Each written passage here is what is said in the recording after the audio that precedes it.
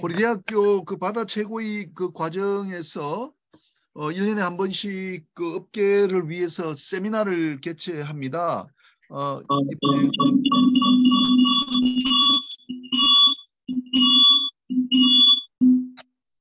이번에 이번에 5기들이 주축이 되고 있는데 최근에 그 이제 산업안전보건법 관련해 가지고 형사 사건이 있었습니다. 항만공사의 전 사장님께서 좀 법정 구속이 되는 좀 불행한 사태가 있었습니다. 그래서 산업안전보건법하고 이제 중대재해처벌법을 중심으로 좀 설명회를 갖는 게 어떤가 이런 의견이 많아서 우리 고려대학 그 해상법 연구센터와 최고위 과정에서 요 세미나를 좀 준비를 했습니다. 뭐 송인택 변호사님이라고 전 그 울산지검에 이제 검사장을 하셨고 중대재해처벌법이라는 또 책을 또 저술을 하셨습니다. 그리고 이 법을 만들 때 이제 입법에도 많이 이제 관여를 하셨거든요. 그래서 송인택 변호사님이 주로 이제 말씀을 또 하시고 그리고 이제 전 부장판사 또 출신이시면서 우리 권익위원회 또 상임 그 이사를 하신 이상철 또 변호사님도 오늘 토론자로 나오셨고요. 그리고 또 김현장의 이상엽 변호사님도 나오셔가지고 요 두 가지 법에 대한 말씀을 좀 하시겠습니다. 오늘 뭐 진행하는 방법은요.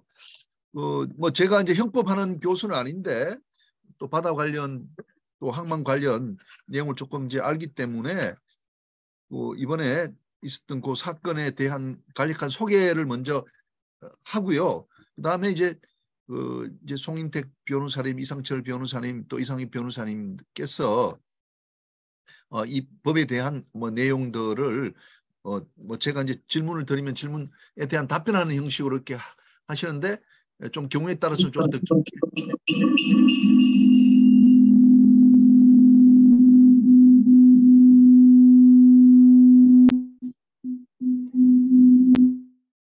그렇게 하실 겁니다. 그러면 지금부터 시작을 하도록 하겠습니다. 오늘 한 100명 정도 아마 들어오실 거로 이렇게 예상이 됩니다. 그러면 제가 바로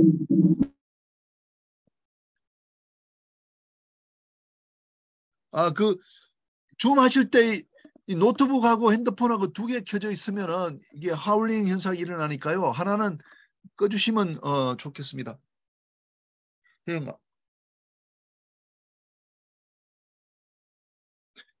우선 좀 송인택 변호사님 좀 인사 좀 부탁드리겠습니다. 예, 법무법인 무영의 송인택 변호사라고 합니다. 예, 그다음 이상엽 변호사님 계시나요? 네, 있습니다. 네. 예, 인사 좀 예. 네, 안녕하세요. 저 김현장 법률사무소 해상팀에 있는 이상엽 변호사라고 합니다. 예, 반갑습니다.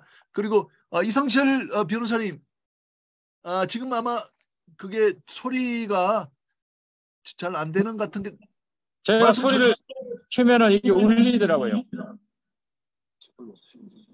그게 최선우 조교 있죠?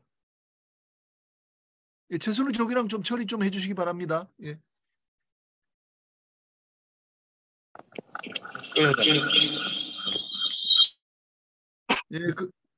그러면 제가 화면 공유해가지고 좀 시작하도록 하겠습니다.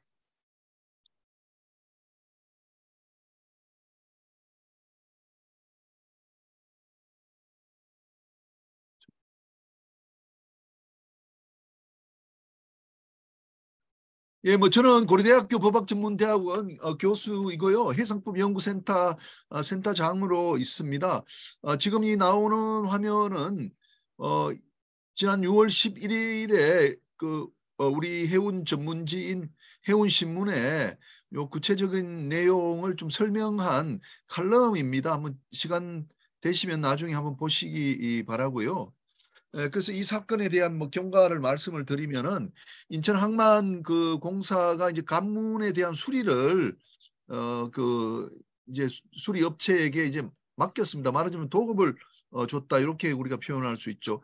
지금 여기 그림에 나오는 부분이 여기 이제 이 관문입니다. 요 관문 요 아래에 이제 그 수리를 이제 했어야 되는데 요 수리를 위해 갖고 H빔이라고 그 이제 철 구조물이 있지 않습니까? 철 구조물을 요 밑에다가 내리는 작업을 했습니다. 그런데 H빔이란 게 이제 왔다 갔다 하니까 많이 요동치니까 이걸 이제 말하는 것도 있어.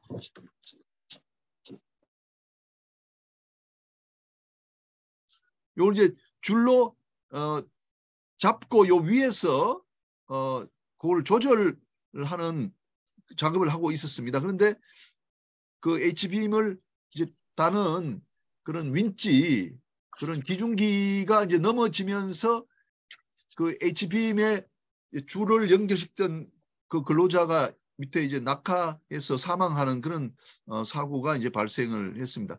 근데 이 사람이 이제 띠는 차고 있었는데 그 안전띠를 이제 안전 장치에다가 이제 후크로 걸었다면은 이 사람이 이제 안전 장치와 안전띠가 서로 연결이 됐기 때문에 공중에 떠 있는 상태로서 사망은 하지 않는데 그 안전띠만 있고 걸어주는 장치들이 없었기 때문에 이제 사망하게 됐다 이렇게 된 거죠. 그래서 왜 그런 안전띠를 그러니까 안전대를 걸 수 있는 육상의 장치가 왜 없었냐 이게 이제 큰 쟁점이 된 것 같습니다. 그래서 안전띠를 걸어주는 고정 장치가 설치되지 않은 것이 이제 인천항만공사와 또 그 안전관리 책임자의 이제 주의의무 위반이다 이렇게 지적이 됐었습니다.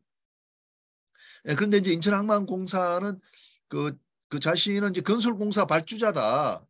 그러니까 이 법이 이제 산업안전보건법인데 건설공사 발주자면은 나는 그저 발주만 줘버리고 이제 관리를 하니까 이 법의 적용 대상이 아닌 것이 되거든요. 그래서 건설공사 발주자다 이렇게 주장을 했습니다. 근데 이제 시설물을 설치 유지하는 보수하는 공사는 이제 건설공사에 속하니까요. 그래서 이 부분이 이제 큰 쟁점이 그렇게 됐었습니다.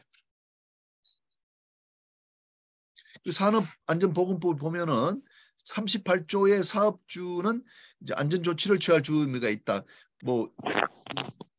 그 작업장에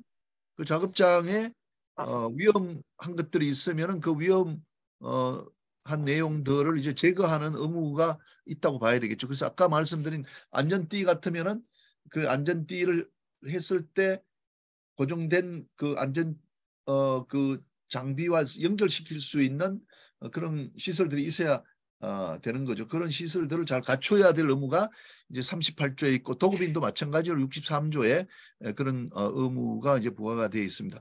근데 이런 38조와 63조 안전조치를 잘 취하지 않아 가지고 근로자가 사망했다고 하면은 이제 167조 제1항의 그 처벌을 받도록 그렇게 되어 있습니다. 결과적 우리가 가중범이라고 부르는데요. 예, 근데 그 정의 규정에 가면은 이제 도급인이라고 이렇게 하고서 물건의 제조, 건설, 수리, 서비스의 제공, 그 밖의 업무를 도급하는 사업주를 말한다 이렇게 해놓고 건설공사 발주자는 제외한다 했거든요. 그러니까 도급인에 대해서는 이 법이 적용되는데 건설공사 발주자 같은 경우에는 이제 관리를 전혀 하지 않고 공사만 줘버리기 때문에 이 법이 적용의 대상이 아니다 이렇게 됐었는데 그렇지만 이제 건설공사 시공을 주도하거나 총괄 관리하게 되면은 이 건설공사 발주자가 아니라 다시 도급인의 자리에 서는 것이죠. 그런데 이 사건에서는 이제 다음에 보겠습니다만은 이 법원은 단순한 건설공사 발주자가 아니라 건설공사 시공을 주도 총괄하는 자기 때문에 도급 혹은 사업주로서 이 법이 적용을 받는다 이렇게 이야기를 했었습니다. 한번 내용을 한번 보면요. 법원에서는 이제 항만공사는 도급을 준 그 작업을 여전히 총괄하는 자의 지위에 있었다. 이렇게 총괄하는 자의 지위에 있었다. 이렇게 하면서 그 근거로 이제 든 것이 이 간문을 위한 상당한 조직이 있다는 거죠. 그리고 30여 명의 그 간문을 담당하는 직원이 있고 또 도급을 줬음에도 불구하고 매일 작업할 때 그 수급인하고 인천항만공사하고 회의를 항상 같이 했다는 거죠. 그래서 이런 걸 보면은 인천항만공사는 그 이제 정리 규정에 따라서 그 공사를 총괄하는 지위에 있었다라고 이제 본 겁니다.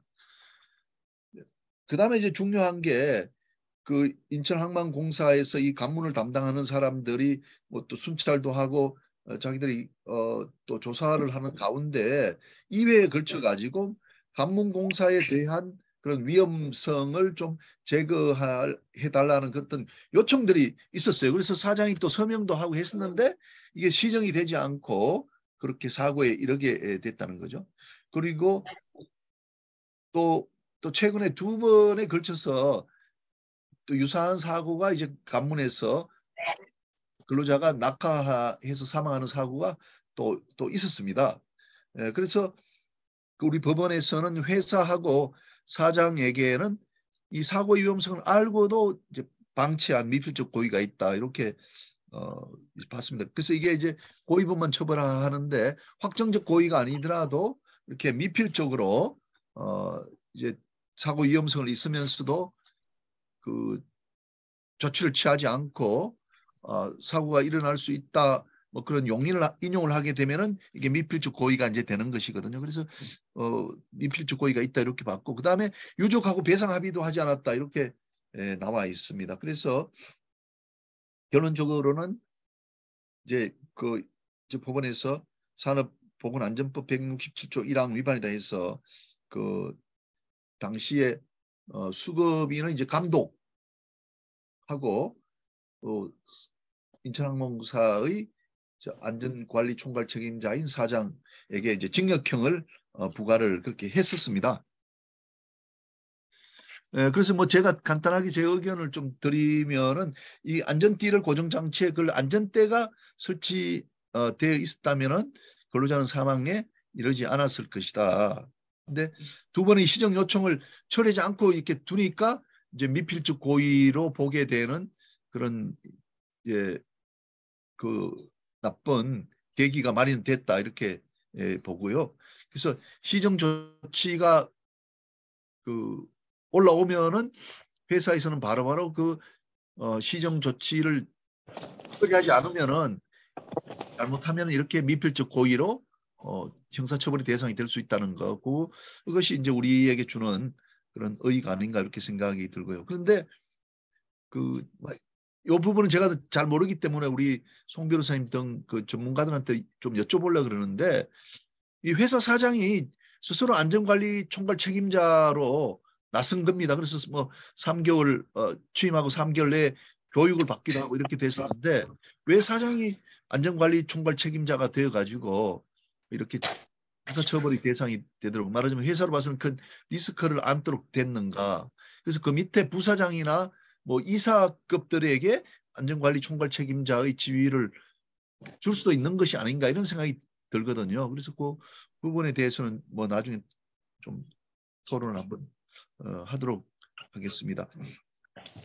그래서 이 건과 관련한 그 아까 처벌 결과적 가중분 그것은 이제 고의범만 처벌되기 때문에 안전에 대한 그 주의 의무를 잘 이행하면 될 것인데 하여간 동일한 사건이 반복되면은 이런 그 미필적 고의라고 해서 이제 처벌이 되니까 하여간 동일한 사건이 반복되지 않도록 한 번 사고가 있었으면 빨리빨리 위험성을 제거하는 그런 조치를 취해야 되겠다 이렇게 이제 생각이 들었습니다.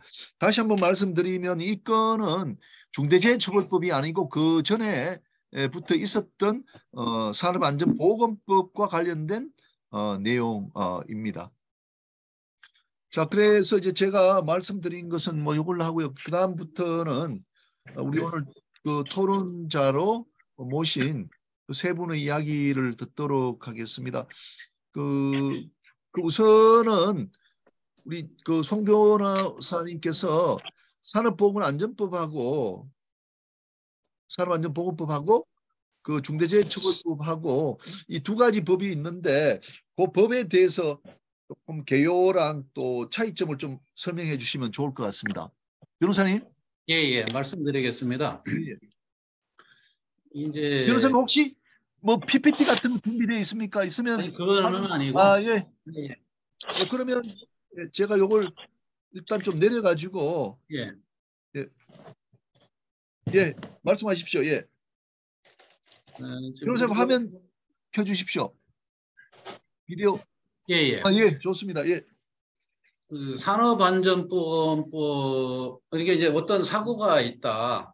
사고 있기 전에 어떤 조치를 해야 된다. 이렇게 이제 법에 쭉 규정이 돼 있어요. 그래서 산업안전보건법이 이제 구체적인 각각의 공사나 그 작업 방법에 대해서 사업주가 지켜야 될 조치 의무, 그걸 상세히 규정하고 그거를 고의로 위반하면은 산업안전보건법으로 안전보건관리 책임자를 처벌합니다. 이게 이 법의 기본 원칙이고, 근데 말은 조치 의무를 고의다 이렇게 하는데 그 고의의 범위를 미필적 고의, 그러니까 사실은 인식 있는 과실이라고 수준으로까지 그 구별이 없을 정도로 무과실 책임을 인정하는 것 같다는 느낌을 줄 정도로 포괄적으로 인정하고 있습니다.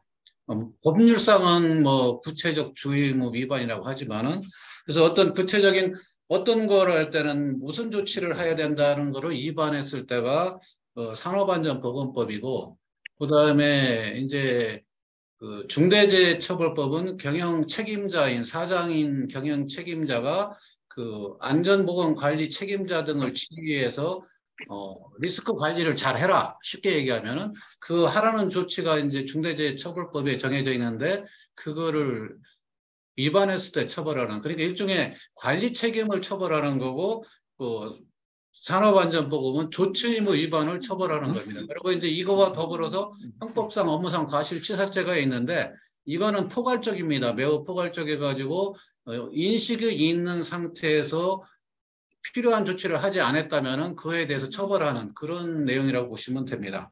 그래서 거기에는 그 신분상의 뭐 제한이 있지는 않습니다. 이제 산업안전보건법은 안전보건관리 책임자를 처벌하고, 중대재해처벌법은 경영 책임자를 처벌하고, 형법은 현장에 있던 작업자든 뭐 다른 사람은 다 포함해서 처벌하는 그런 규정입니다. 예.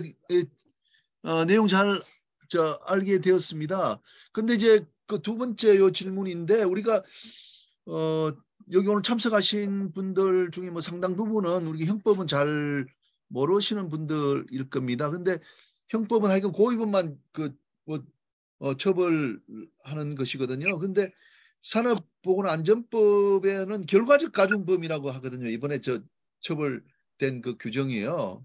근데 그러면 이게 범죄 구성 요건이 있을 테고 어떻게 하면은 이게 이제 처벌이 되는가 하는 그 설명을 좀 해주시면 좋을 것 같습니다. 그러니까 이제 이 사건은 그 HBM이라는 중량물을 내리는 작업이지 않습니까? 공사에서 예. 사고 난 부분이. 그러면 중량물 처리 계획서를 작성하도록, 그다음에 그 추락 위험에 대해서 안전대 지급이든 그런 부분이 산업안전보건 기준에 관한 규칙에 정해져 있습니다. 그것대로 해야 되는데 그거를 안 했으니까 그 결과로 사람이 죽었다. 그래서 사람이 죽은 거하고 그 안전조치 하도록 안전보건에 관한 규칙에 정해진 사항 위반한 거하고 인과관계가 있어서 처벌한다, 이런 개념입니다.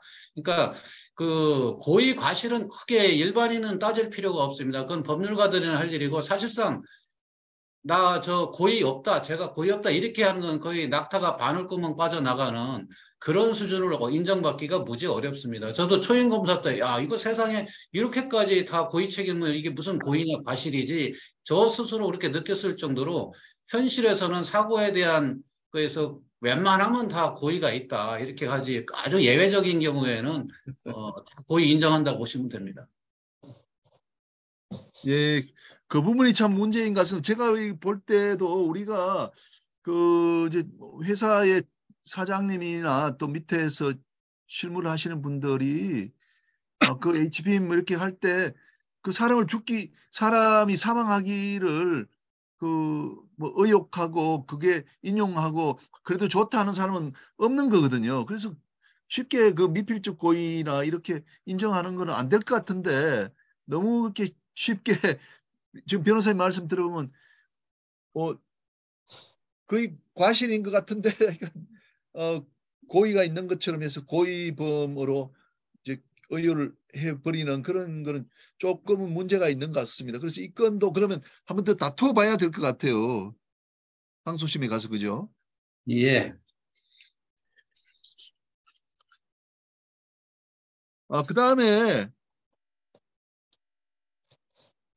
그다음에 저기 보니까요. 회사에서 좀 그 밑에서 일하시는 분들이 두 번에 걸쳐 갖고 사고 위험이 있으니 이거 좀 처리해 달라 이런 내용의 보고가 있었는데 이게 방치되었고 그 결과로 이제 사람이 떨어져서 사고가 났다. 이렇게 쭉 기술이 되어 있는데 이게 결국은 사장이 형사 책임을 지게 된 그 근거가 되는 거죠. 아마 이 부분은 고의냐 이런 부분에 대해서 지금 책임을 물으려고 양형에 관한 사유이기도 하고요. 근데 회사에서 두 번에 걸쳐 사고 위험이 있다 처리해달라는 거는 하청업체에서 했다는 건지 아니면은 항만공사 자체에서 했다는 건지 제가 보기에는 이거는 하청업체에서 했다는 얘기인데요. 예. 그래서 거기에 있으면 사장이 그에 따른 조치를 해줘라 했으면은 큰 문제는 없는 부분인데 그게 아마 제대로 안 된 거 아닌가 싶습니다. 예. 예, 알겠습니다. 그러면 그 다음에 이제 도급의 법리로 좀 이제 넘어가 보도록 하겠습니다. 근데 이제 인천항만공사는 건설공사한테 도급을 주었는데 그래서 건설 발주자이기 때문에 제외된다 이렇게 주장했습니다만은 그 이제 법원에서는 아니다. 이게 여기서 말하는 건설 발주자가 아니고 총괄을 하니까 법의 적용을 받는 도급인이다 이렇게 봤거든요. 거기에 대해서 좀 설명을 좀 추가적으로 부탁드립니다. 산안법에서 내 일을 남한테 맡기는 거는 다 도급이다. 용어가 뭐 용역이든 위탁이든 이렇게 보고 그 도급인에 대해서는 그 수급인의 그 작업에 대해서 안전 조치를 다 하도록 이렇게 규정했습니다. 이게 큰 맹점이 있는 규정인데 예, 이 부분이 그렇게 심도 있게 다뤄지지는 않았습니다. 그래서 이 부분을 좀 법을 개정해야 될 필요도 있는데 내가 전문가가 아니어서 남한테 부탁하는 것도 내가 남한테 부탁하면 다 도급이 됩니다. 그리고 사회적 여론이 들끓고 이렇게 사회적 이슈가 되면은 지금 고용노동부에서는 다 도급으로 몰고 검사도 도급으로 몰고 판사도 그렇게 보려고 하는 경향이 있습니다. 그러면 내가 이렇게 건설공사만 유일하게 예외로 그 건설공사 발주자로 해서 좀 달리 규정하는데 그거는 도급인이 그 건설공사 도급한 사람이 예뻐서 그런 게 아니고 그 사람 처벌 안 하려고 한 게 아니고 그 위험한 공사를 하니까 그 발주자한테도 좀 그 의무를 많이 부담하라고 한 건데 문제는 개념 규정에서 그냥 내 일을 남한테 맡기면 다 도급이다 이렇게 했는데 그걸 실무 적용해서 오바를 해가지고 내가 할 수 없는 일 그러니까 건설공사 면허 없는 사람한테 그 유지 보수도 건설공사면은 자기는 못합니다. 자기가 못하는 건설공사를 왜 남한테 줬어도 그걸 도급이라고 하죠. 왜냐하면 내 일이 아닌데 그거는 전문가한테 의뢰해서만 할 수 있는 게 뭐 도로공사나 전기공사나 건설공사 중에 여러 가지가 문화재공사 여러 가지가 있는데 그거를 자기가 못하는 부분이 법률상으로 면허가 없어서 못하거나 비행기나 무슨 중요한 부분에 대해서 원자력 핵심 부분에서 계약상 내가 뜯어볼 수 없는 부분이 있습니다. 수리 같은 경우 할 때. 그런 부분은 내가 어차피 계약상으로도 못하는 부분입니다. 그래서 그거를 전문가한테 의뢰하는 거는 도급이 아닌데 지금 현실에서는 사회 여론에 이렇게 뭐 좀 눈치를 많이 타느라고 그런 부분까지 다 보급으로 이렇게 간주해서 의의를 하려고 하는 경향이 있어서 이 부분은 좀 1심 수사나 재판 과정 많이 다투어졌어야 하는데 구체적으로 기록 내용은 몰라서 모르겠습니다만은 그 부분이 좀 문제가 있지 않나. 그러면 무면허 공사를 강요하는 꼴이 되지 않습니까? 뭐 네. 건설공사라고 하는데 그다음에 이거 같이 뭐 저 중량물 내려서 거기다 하는 부분은 건설회사가 더 전문가입니다. 그 인천항만공사보다. 그거 하는데 위험 통제할 능력이 그러면 그쪽은 전혀 없느냐? 그럼 전혀 없으면 면허 자체를 안 줬겠죠. 그런데 이 부분도 좀 간과돼 있고, 하여튼 또 판사님이 1심 판사님이 한 내용이 규범적 지위다 이렇게 했는데 법에 분명히 건설공사 발주자의 의무가 따로 있고 도급인의 의무가 따로 있는데 내가 보니까 네가 인천항만공사가 더 잘할 수 있을 것 같아. 그러니까 너는 발주자가 아니고 도급이냐. 이런 식으로 하면은 이연령, 비연령이 돼가지고 죄형 법정주의 자체가 무너집니다. 그래서 이 부분은 좀 오버된 거 아닌가. 이 규범적 지위를 그렇게 함부로 넓힐 수 있는 건 아니고요. 그거는 뭐 이게 한 장소에 여러 공사업자들이 있을 때 정리해주다든가 이런 경우가 되는 건데 이제 이런 부분을 좀 오버한 거 아닌가 그런 생각이 들고 다만 이제 또 우리 공공기관에 대해서는 안전관리 등급제 운영에 관한 지침이 있어가지고 각종 그 사고 예방을 위해서 공사 사장들 평가를 엄격하게 합니다. 그러니까 앞다퉈서 사고 나지 말라고 관여를 많이 하는데 그 관여 많이 하면은 그 네가 시공을 주도했다 이러는 건 좀 어폐가 있지 않느냐. 그래서 이 부분도 좀 잘못 판단한 거 아닌가. 뭐 그런 생각이 들고요. 이건 항소심 가서 또 많이 다투면은 쟁점이 어떻게 변해서 될지 모르겠는데 바뀔 소지도 좀 있습니다. 그래서 이 부분은 좀 더 다퉈봐야 될 사안 아닌가 싶습니다. 예, 잘 알겠습니다. 특히 마지막에 그 이제 공공기관의 경우에 관리 열심히 하라고 이렇게 하니까 직원도 많이 뽑아가지고 이렇게 했는데 그 관여를 많이 했다 해서 이제 시공을 주도했다, 공사를 총괄했다 이렇게 하는 것은 좀 무리다는 또 말씀이셨고 그 사실보다도 이게 규범적으로 해석한다고 해서 판사가 막 그 항만공사가 도급인의 지위에 있다 이렇게 하는 것도 문제다는 그런 지적을 해주셨는데 저도 상당히 그 동조하는 그런 내용입니다.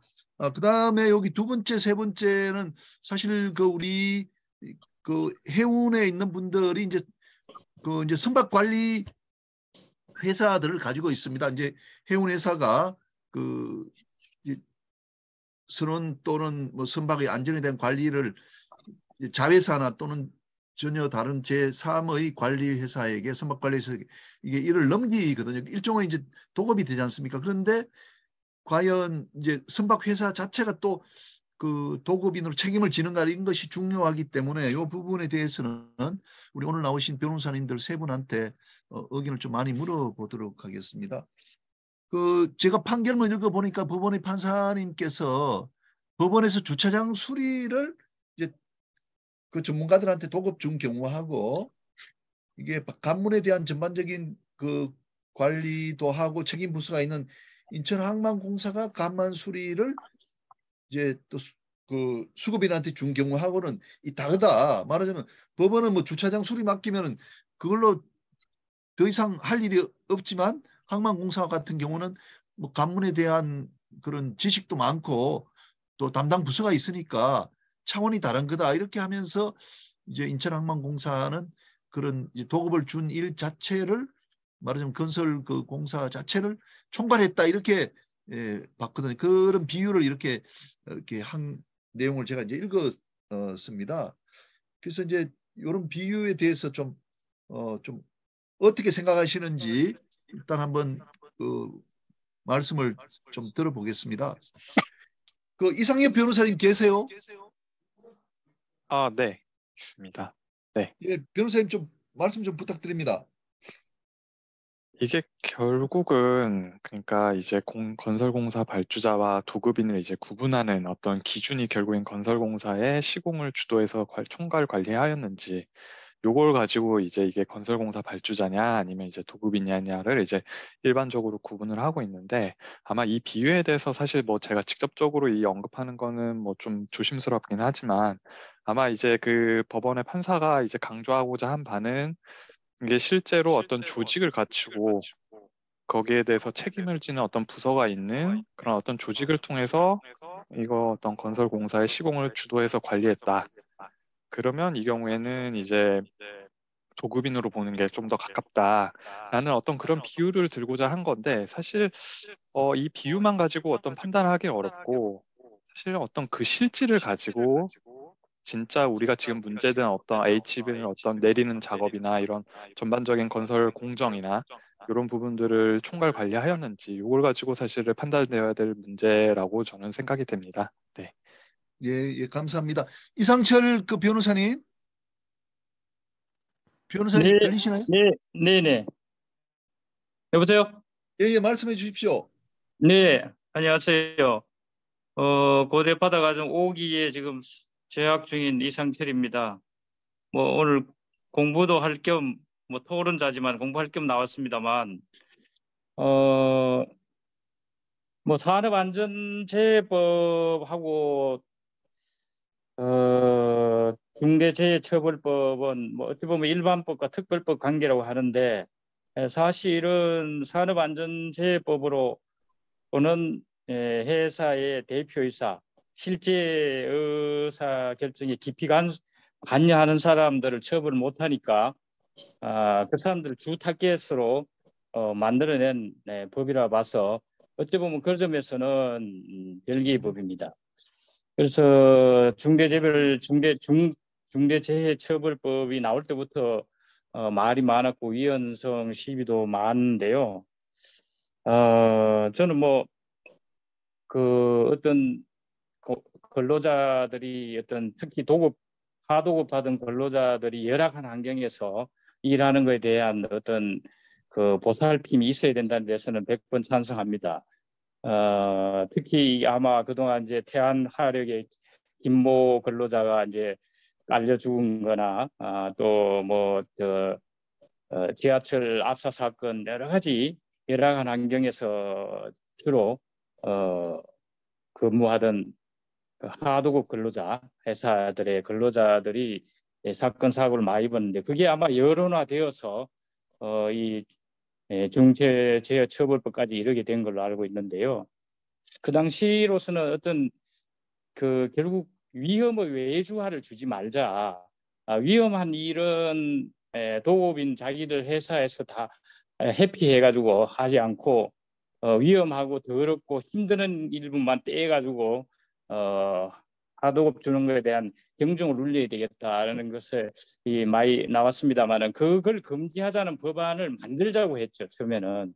그러다가 그게 우산이 되고 일부 분야에 대해서만 외주 주는 것을 제한할 뿐 전반적으로 외주 주는 것을 금지하지는 못하고 다만 도급 주는 것에 대해서도 이 중대산업재해법이 적용되는 것으로 이렇게 타협적으로 나오다 보니까 이 법이 약간 좀 이상하게 되었습니다. 그래서 아까 이 인천법원 사건은 제가 보기에는 쟁점이 단 게 아니고 오로지 그 건설 발주자가 어떻게 도급인이 되느냐. 거기 분명히 이 법문상으로 시공을 주로 하여 총괄 관리하지 않는 자로 되어 있습니다. 그 시공을 하는지 안 하는지 그리고 또 시공을 총괄 관리하는지 안 하는지 이게 굉장히 중요한 구성 요건으로 되어 있는데 이거에 해당하느냐 안 하느냐를 따져야 되는데 이 부분은 나아가 버리고 엉뚱한 무슨 위험의 외주하니 뭐 다른 뭐 이런 거 보고 받았는데 이런 걸로 해가지고 이거를 건설 발주자가 아니고 단순한 건설 발주자가 아니고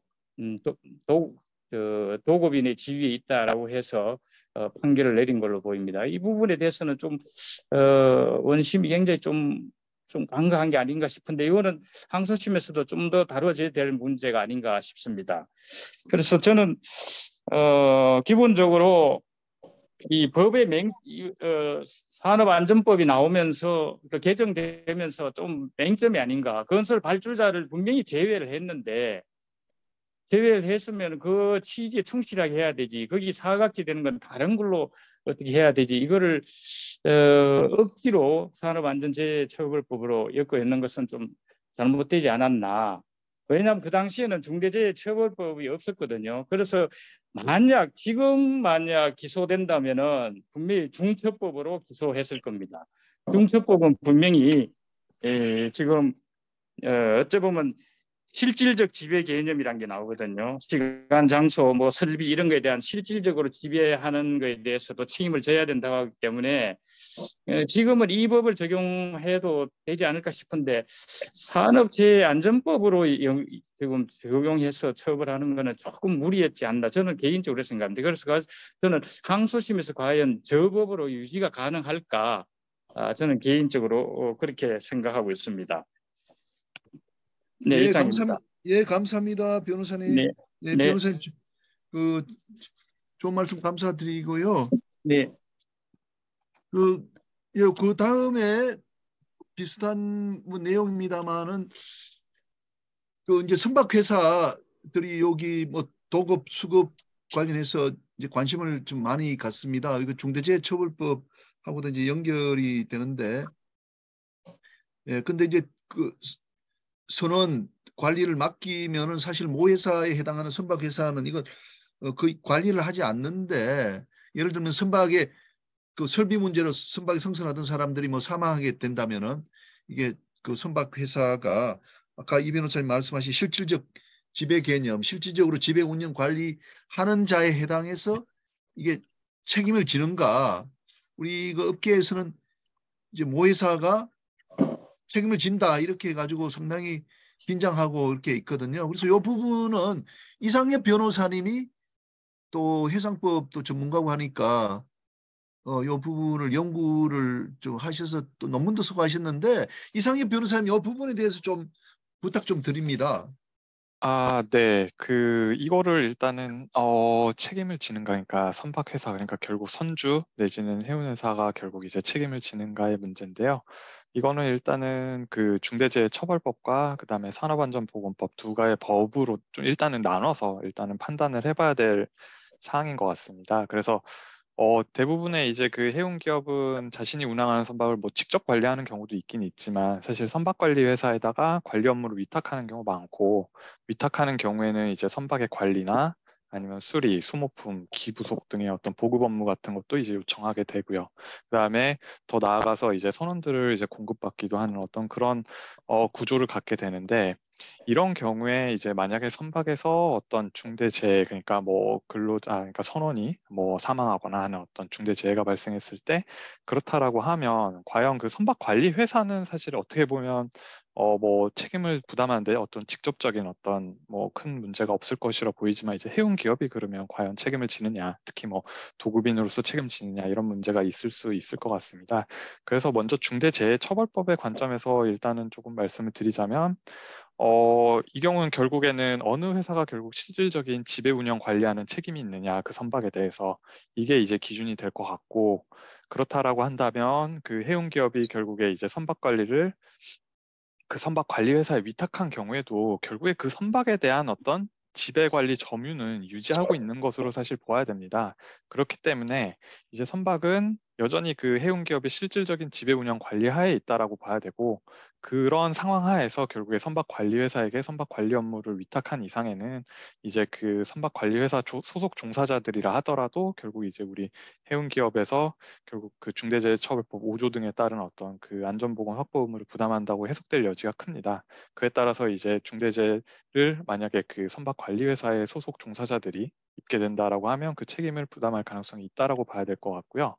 그 다음에 이제 산업안전보건법으로 가면 좀 그 적용 범위에 문제가 있어서 조금 달리 판단될 가능성이 있을 것 같습니다. 그러니까 이제 산업안전보건법 같은 경우에도 선박에 이제 그 선박안전법 이런 법이 적용되는 그런 사업에 대해서는 일단 또 그 산업안전법에 이제 적용을 배제하고 있는 부분이 있는데 우리의 그 행정 해석상으로는 이제 또 그 선박이 운항 중인 경우 선박이 운항하고 있는 경우에는 이제 이 산업안전보건법 적용이 어렵다라는 어떤 그런 어떤 그 해석례가 있습니다. 이게 원래는 항공에서 나온 해석례로 알고 있는데 그런 해석례가 있어서 만약에 선박이 운항 중인데 그 어떤 설비 문제로 근데 어떤 사고가 발생했다라고 한다면 이제 산업안전보건법에 이제 적용 대상이 아닐 수 있게 되고요. 근데 만약에 이제 정박 중에 대부분의 경우 사실 뭐 선박의 설비 문제 그리고 어떤 수리를 한다 그러면 결국에 선박이 이제 정박 중인 경우가 더 많을 것 같긴 합니다. 이제 그런 경우라고 한다면 또 다시 이제 적용될 수 있을 것 같고요. 실제로도 이제 그런 사례들이 문제되는 경우에 이제 선박에 이제 뭐 정박하고 있는 경우에 이제 막 사람이 뭐 다치거나 해서 이제 어떤 그 산업재해가 발생했다라고 한다면 그 경우에도 이제 실제로 그 고용노동부에서 이제 조사를 하기도 하고요. 한 점 비추어 봤을 때 이제 그런 부분에 있어서는 또 안전보건법이 또 이제 적용될 여지가 있고요. 물론 이제 중대재해처벌법과 산업안전보건법은 그 적용의 어떤 범위나 영역을 조금 달리하는 부분이 있지만 이제 그런 부분을 좀 나눠서 판단할 필요가 있다라는 의견을 드립니다. 이거 좀 중요한 그 이야기인데 그 우리가 선박회사 즉 모회사가 이제 자회사 형태인 그 선박관리회사에게서는 관리 또 선박의 그 이제 안전 수리 이렇게 위탁해서 관리를 맡긴 경우에도 이 변호사님 견해로는 실질적으로 모회사가 즉 말하는 선박회사가 계속 지배 관리하기 때문에 그 중대재해처벌법의 5조상 책임을 그러니까 모회사의 경영자가 질 가능성이 많다 이런 말씀이시죠? 모회사라고 하긴 좀 그렇고 이제 뭐 모회사인 경우도 있겠지만 선박 관리회사가 자회사인 경우도 많으니까 이제 뭐 이제 어떻게 보면 이제 도급인으로서 결국에는 어떤 그 업무를 위탁한 그 자로서의 어떤 책임을 부담하게 될 5조의 예, 책임을 부담할 여지가 크다는 말씀입니다. 예. 근데 아까 산업법과 같은 경우에는 그 정박중의 경우에 유사하게 적용이 될 수 있다 그런 말씀이시죠?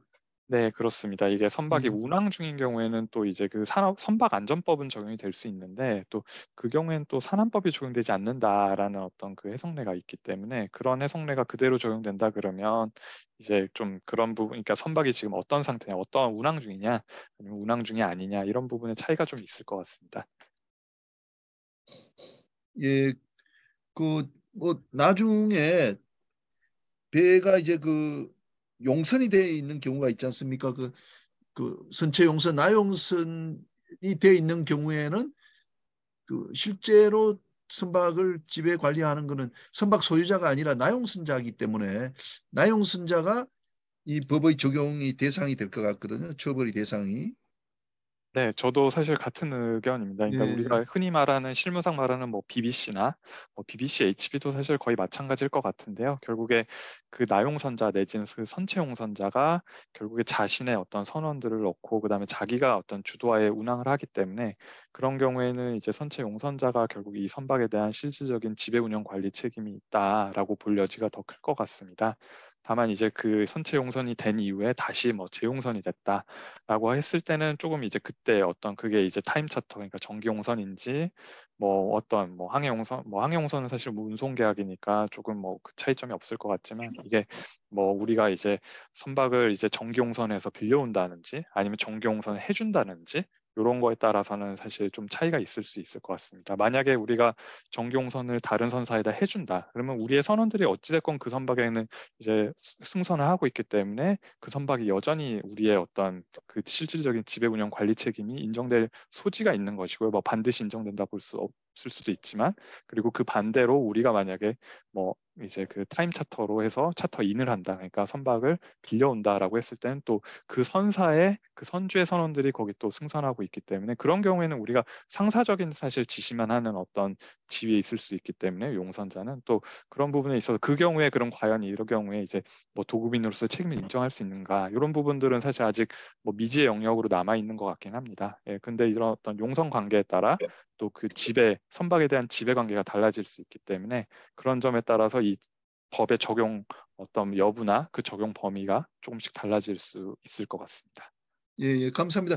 아마 토론 시간에 질문이 나올 것 같습니다. 그 부분에 대해서는 그래 용선 관계에서 그 용선 상태에서 선박 소유자나 용선자 중에서 누가 책임을 부담하는가 이 법이 적용 대상이 되는가 하는 건 조금 뒤에 한 번 더 다루도록 하겠습니다.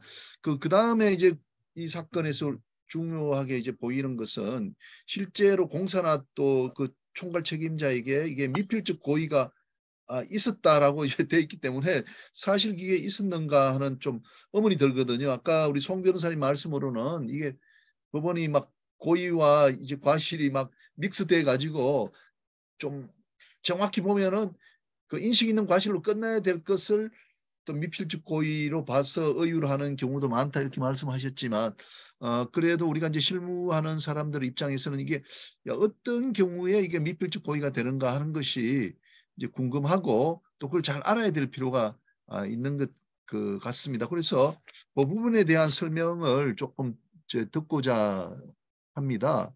근데 여기 그 나온 걸 보면은 이제 이제 문제가 이제 H빔 부근에 작업을 하면서 안전띠는 차고 있었지만은 안전띠를 걸 수 있는 고리를 잡아주는 안전대가 없었기 때문에 결국은 사망에 이르렀다 이렇게 됐고 그 부분에 대해서 이제 그 수리 시정을 바랍니다 하고 2번이나 이야기가 나왔는데 그걸 제대로 고쳐지지 않았다 이렇게 됐거든요. 그러면 사장이 뭐 서명했거나 이렇게 서명을 했다라고 했기 때문에 그럼 사장은 그게 위험이 있다.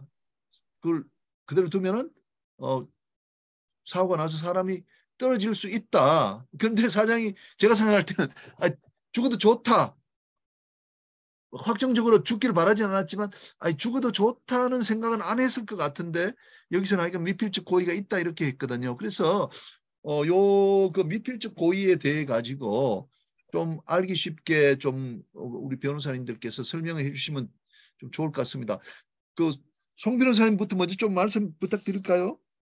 예, 우리가 이제 어느 공사가 있었다는 사실, 아마 이런 공사 계약을 밝혔으면은 뭐 보고가 됐다 치고, 그러면 공사라는 게 있었고, 이거는 추락의 위험이 있는 공사라는 거는 알고 있었고, 거기다가 그 뭐 안전조치를 요구하는 요청이 있었다면은 그 사고가 발생할 수도 있었다는 사실을 인식하고 있지 않았느냐. 그렇기 때문에 거기에 대한 필요한 안전조치를 하도록 했어야 하는데 안 한 부분에 대해서는 결과 발생을 용인한 미필적 고의가 있다. 이런 식으로 전개되는 겁니다. 그래서 실무에서 미필적 고의 자체를 부인해서 그게 성공하는 경우는 제가 A라는 공사를 시켰는데 엉뚱당추다는 B 공사를 하다가 사람이 다쳤다. 예를 들어서 뭐 정원에 나무를 다듬으라고 했더니 지붕에 올라가서 하다 떨어졌다면 사장이 전혀 예견할 수 없는 공사를 한 거기 때문에 그 경우는 고의를 인정하지 않는데 그렇지 않고는 거의 다 인정합니다. 이제 쉽게 얘기하면 이게 어느 정도 문제가 있냐면은 우리가 이제 사람을 죽였다고 쳐요, 결과적으로. 그러면 고의로 찔렀으면 살인이 되고 과실로 찔렀으면은 그게 과실치사죄가 되잖아요.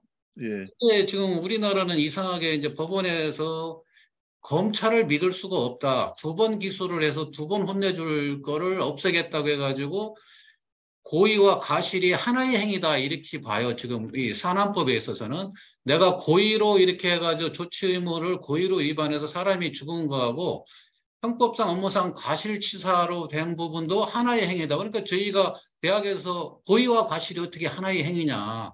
사람은 죽었다 치지만은 그 조치 의무에 대한 부분에 안 한 거는 고의면 고의고 과실이면 과실인데 이 두 개를 같은 걸로 법원이 보기 때문에 이 고의와 과실 그게 거의 무너져 있는 상황입니다.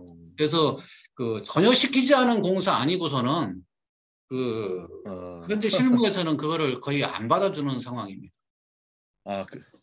저도 처음 들었는데 그렇게 이제 해석하고 적용을 하는 건 저 몰랐네요. 이 사건에서도 업무상 과실치사죄하고 산안법 위반이 그 경합범으로 돼 있습니다. 예. 그 상상적 경합범으로. 그래서 하나의 행위라고 보는 겁니다. 그래서 그러니까 뭐 조금만 뭘 잘못되면은 그러니까 그 고의범 처벌 대상이 돼버리는. 예, 너 과실로도 잘못했고 고의로도 잘못했다 이렇게 지금 판례가 돼 있습니다. 예.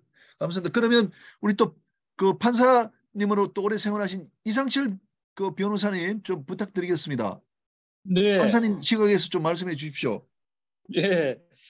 저는 뭐 이 사건에서 건설 발주자는 도급인에서 제외한다라고 명백히 되어 있고요.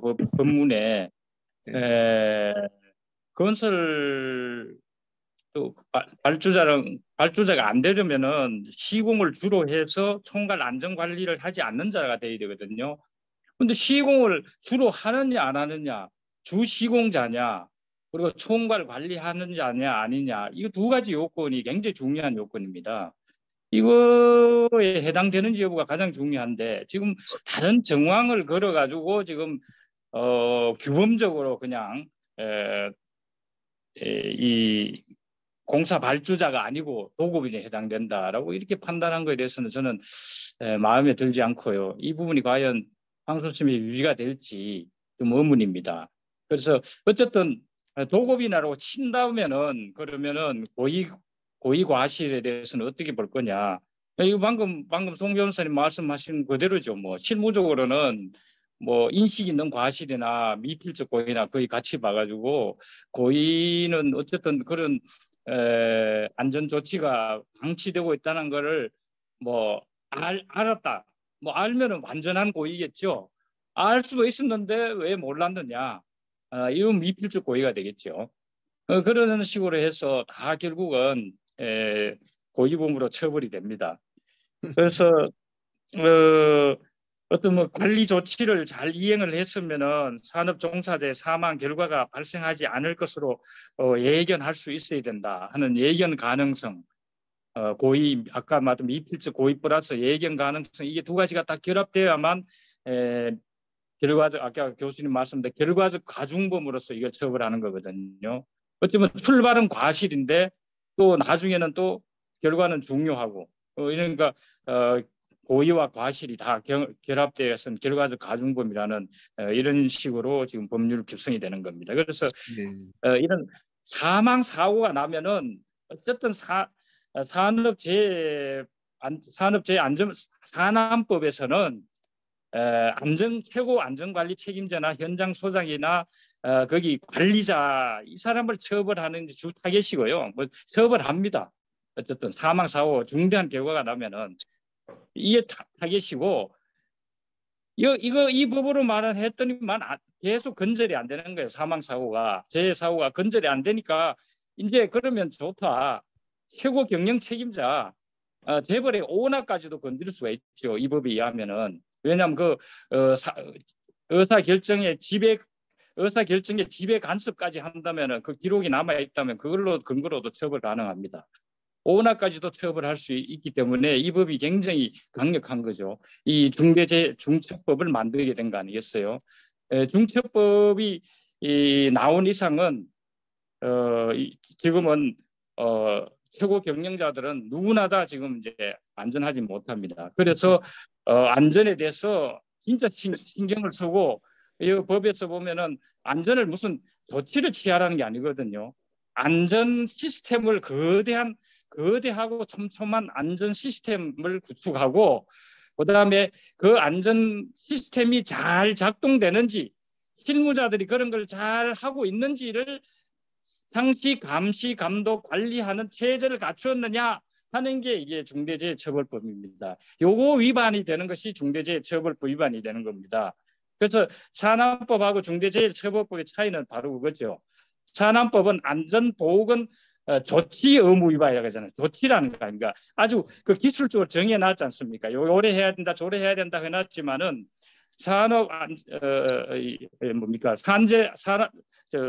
중처법에서는 그런 것이 아니라 안전보건 관리 의무, 안전보건 확보 의무라는 추상적 개념을 해놓고 이게 도대체 어떤 의무를 이행해야 이 의무를 다한 것인지 알 수가 없습니다.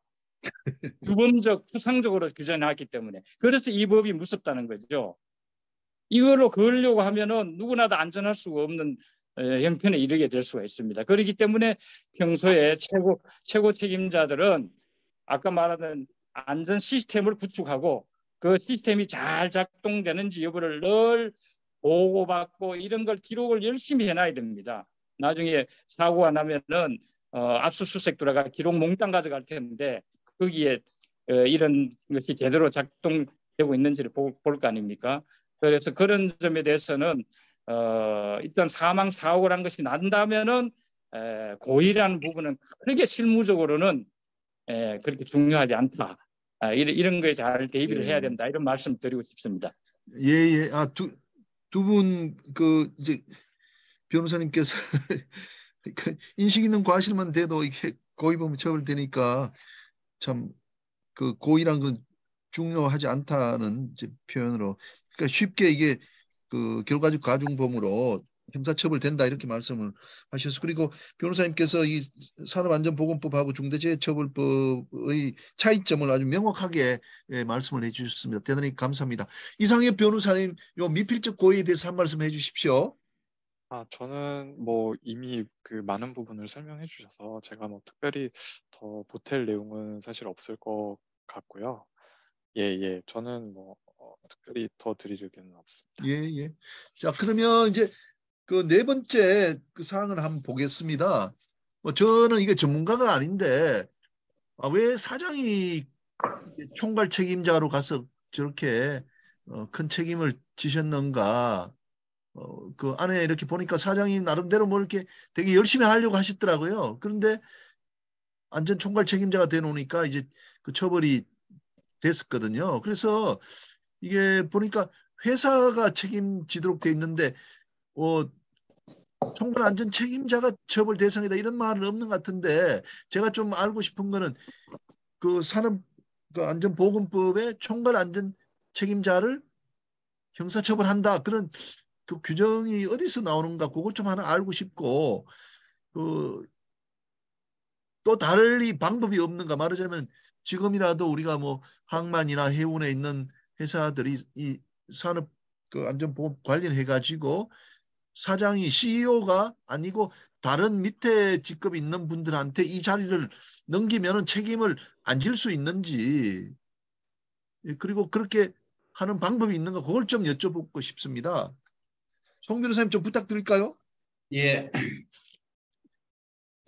우리나라는 이제 그 노동부에서 사업주, 그러니까 우리 현장에서는 현장 소장, 본사에서는 사업주가 안전보건 관리 책임자를 하라고 하고, 그걸 안 맡으면은 당신이 실질적인 사업을 지휘하는 사람 아니냐 해서 그 벌금형이 있었는데 그걸 처벌을 해왔습니다. 그리고 공공기관에서는 사고 예방을 강조하다 보니까 안전보건 관리 책임자를 자꾸 사장으로 올리는 게 오랜 전통입니다.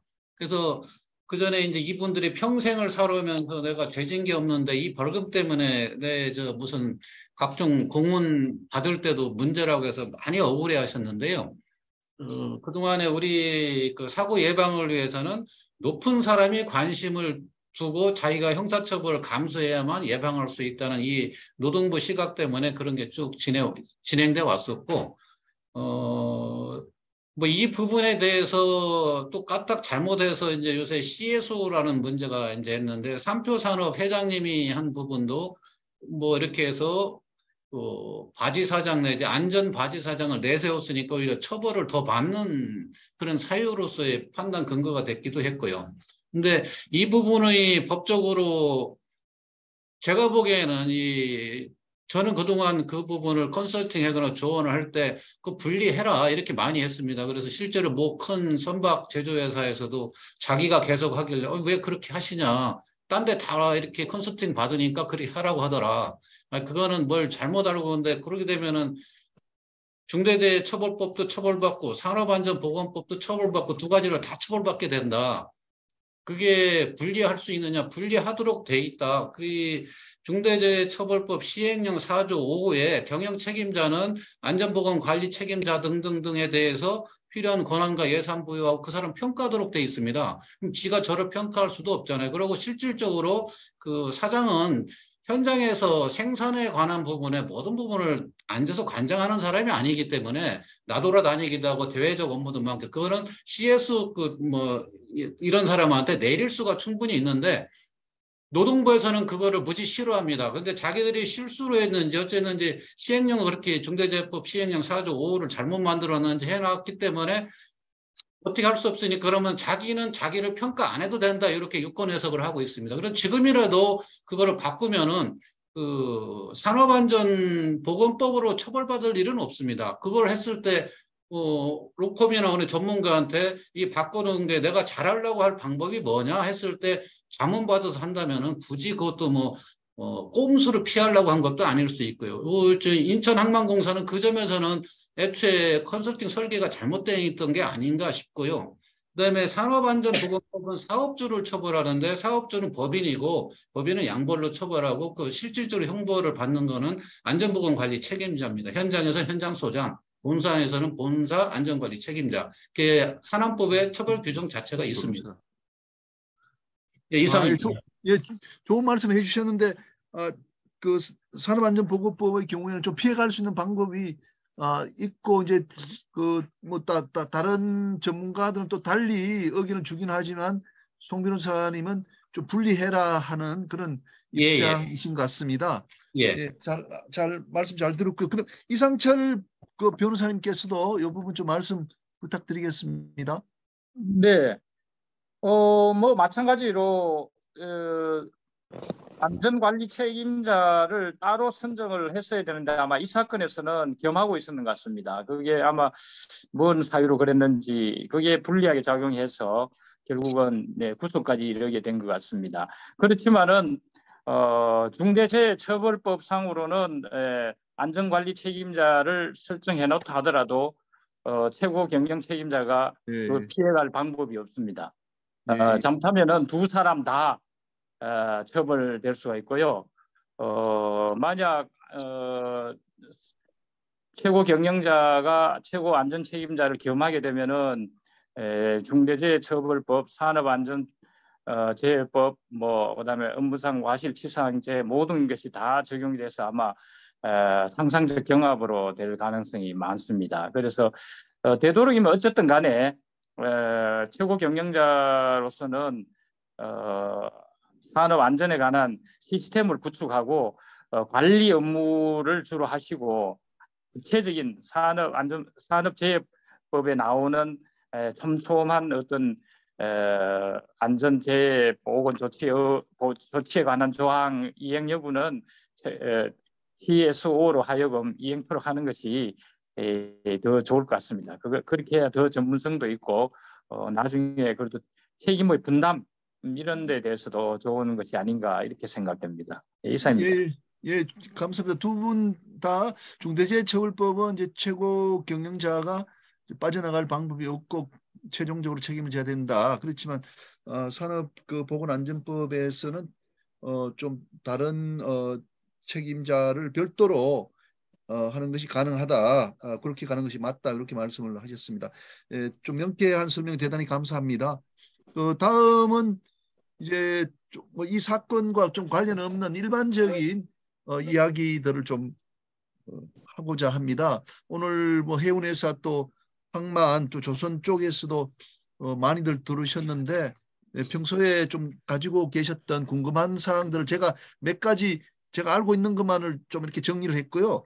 또 이거 마치고 나서 한 30분 정도는 질문을 우리 토론 나오신 세 분한테 좀 드려서 궁금한 걸 해소하는 그런 시간을 갖도록 하겠습니다. 처음에 우리 송 변호사님이 말씀을 하셨지만은 이게 이제 형법이 있기 때문에 아까 과실치사죄 같은 경우는 형법이 먼저 좀 적용이 되고 그러니까 이 산업안전보건법이나 중대재해처벌법에 적용이 대상이 안 되더라도 형법상 업무상 과실치사죄라든지 이런 것은 기본적으로 적용이 된다고 봐야 되는 거죠. 그래서 제가 형법하고 요 두 가지 법의 좀 관계를 좀 이야기를 좀 듣고 싶습니다. 예를 들면은 이제 우리 두 가지 이렇게 열심히 막 이렇게 조사를 하고 해서 좀 수정해 주십시오 했는데 그 수정이 안 돼서 문제가 생겼는데 아예 그런 조사도 안 하고 막 그냥 방치해 버렸다. 그러면은 이 법에 의한 산업안전보건법의 처벌은 안 받을지 몰라도 업무상 과실치사죄 이런 것에 의유를 받지 않나 이런 생각이 들거든요. 그런 부분 좀 말씀해 주십시오. 송 변호사님. 예. 예, 예. 그러니까 우리가 운전을 쉽게 얘기하면은 운전을 하는데 앞에 뭐 사람이 있다, 저 뛰어들어올 것 같다, 횡단보도를 건널 것 같다. 이거를 내가 알았으면 설사 그게 고속도로에서 사람이 이렇게 차도로 걸어오고 있다. 이걸 알았으면 사고를 막아야 될 의무가 나한테 있는 겁니다. 내가 고속도로에 사람이 다냐 그냥 가면 안 되는 거거든요. 그래서 그거는 신분의 제한이 없습니다. 그 상황에서 사고를 피할 책임이 있는 사람이면 다 해당됩니다. 그러니까 작업 중에서 하기는 데서 하지 말라는 담배를 피우다가 불을 낸 같은 동료 작업자도 업무상 과실치사죄나 이렇게 책임을 물을 수 있고요. 관리 감독자나 뭐 생산부서의 뭐 어떤 장이라든가 이 라인에 있는 사람 그 책임을 감독할 사람은 심지어 저 감리자까지도 그 업무상 과실 책임을 형법으로는 다 묻습니다. 그래서 적어도 이 현장에서 이런 작업이 있다는 것을 알거나 알고 있을 만한 위험이 발생할 수 있다는 사실 알 사람은 다 같이 책임을 지고 산업안전보건법은 안전보건 관리 책임자만이, 그러니까 개인에서는 책임자만 지고 중대재해처벌법은 경영 책임자만이 지는 그런 구조입니다. 예, 예, 잘 알겠습니다. 이상철 변호사님도 좀 추가 부탁드립니다. 예, 뭐 별 의견 없습니다. 마찬가지로 가장 현장 근로자 가장 그 잘못을 저지른 현장 근로자야 바로 형법상의 억가치상 책임을 지겠죠. 그리고 현장 소장 등 공장장 이런 산안법상의 어떤 안전조치 최고 책임자는 산안법 위반 되겠고요. 최고 경영자 책임자는 중대재해처벌법 요건에 해당되면은 거기에 처벌을 받게 되고 두 사람이 겸하게 되면은 아까 말했던 산안법과 중처법의 상상적 경합 두 가지 다 처벌 대상이 되겠습니다. 네, 이상입니다. 예, 감사합니다. 네. 요번 세 번째는 좀 선박과 관련된 질문이기 때문에 이상엽 저 해상 변호사님한테 한번 여쭤보겠습니다. 근데 그 이제 선박에는 도순사가 승선해야 됩니다. 근데 도순사가 승선하기 위해서는 사다리를 타고 이제 올라가는데 그게 막 10m 넘기도 하는데 가끔씩 그 사다리가 풀려가지고 또 사다리가 잘못돼 있어가 낡아가지고 도순사가 툭 떨어져 갖고 막 바다에 빠져서 사망하기도 하고 이렇게 되는 경우가 있거든요. 그래서 이런 경우가 있다면은 이게 어떻게 되나? 그러니까 그 선박을 운항하는 선장이 있을 거고 이 선박을 관리하는 회사가 있을 겁니다. 그러니까 그 사단이라는 것은 결국은 작업장이니까요. 그래서 이 그 산업안전보건법이나 또 중대재해처벌법의 이 적용 대상이 될 것 같거든요. 이 관리자가. 그래서 그 부분에 대해서 이상엽 변호사님 좀 말씀해 주시면 좋을 것 같습니다. 네.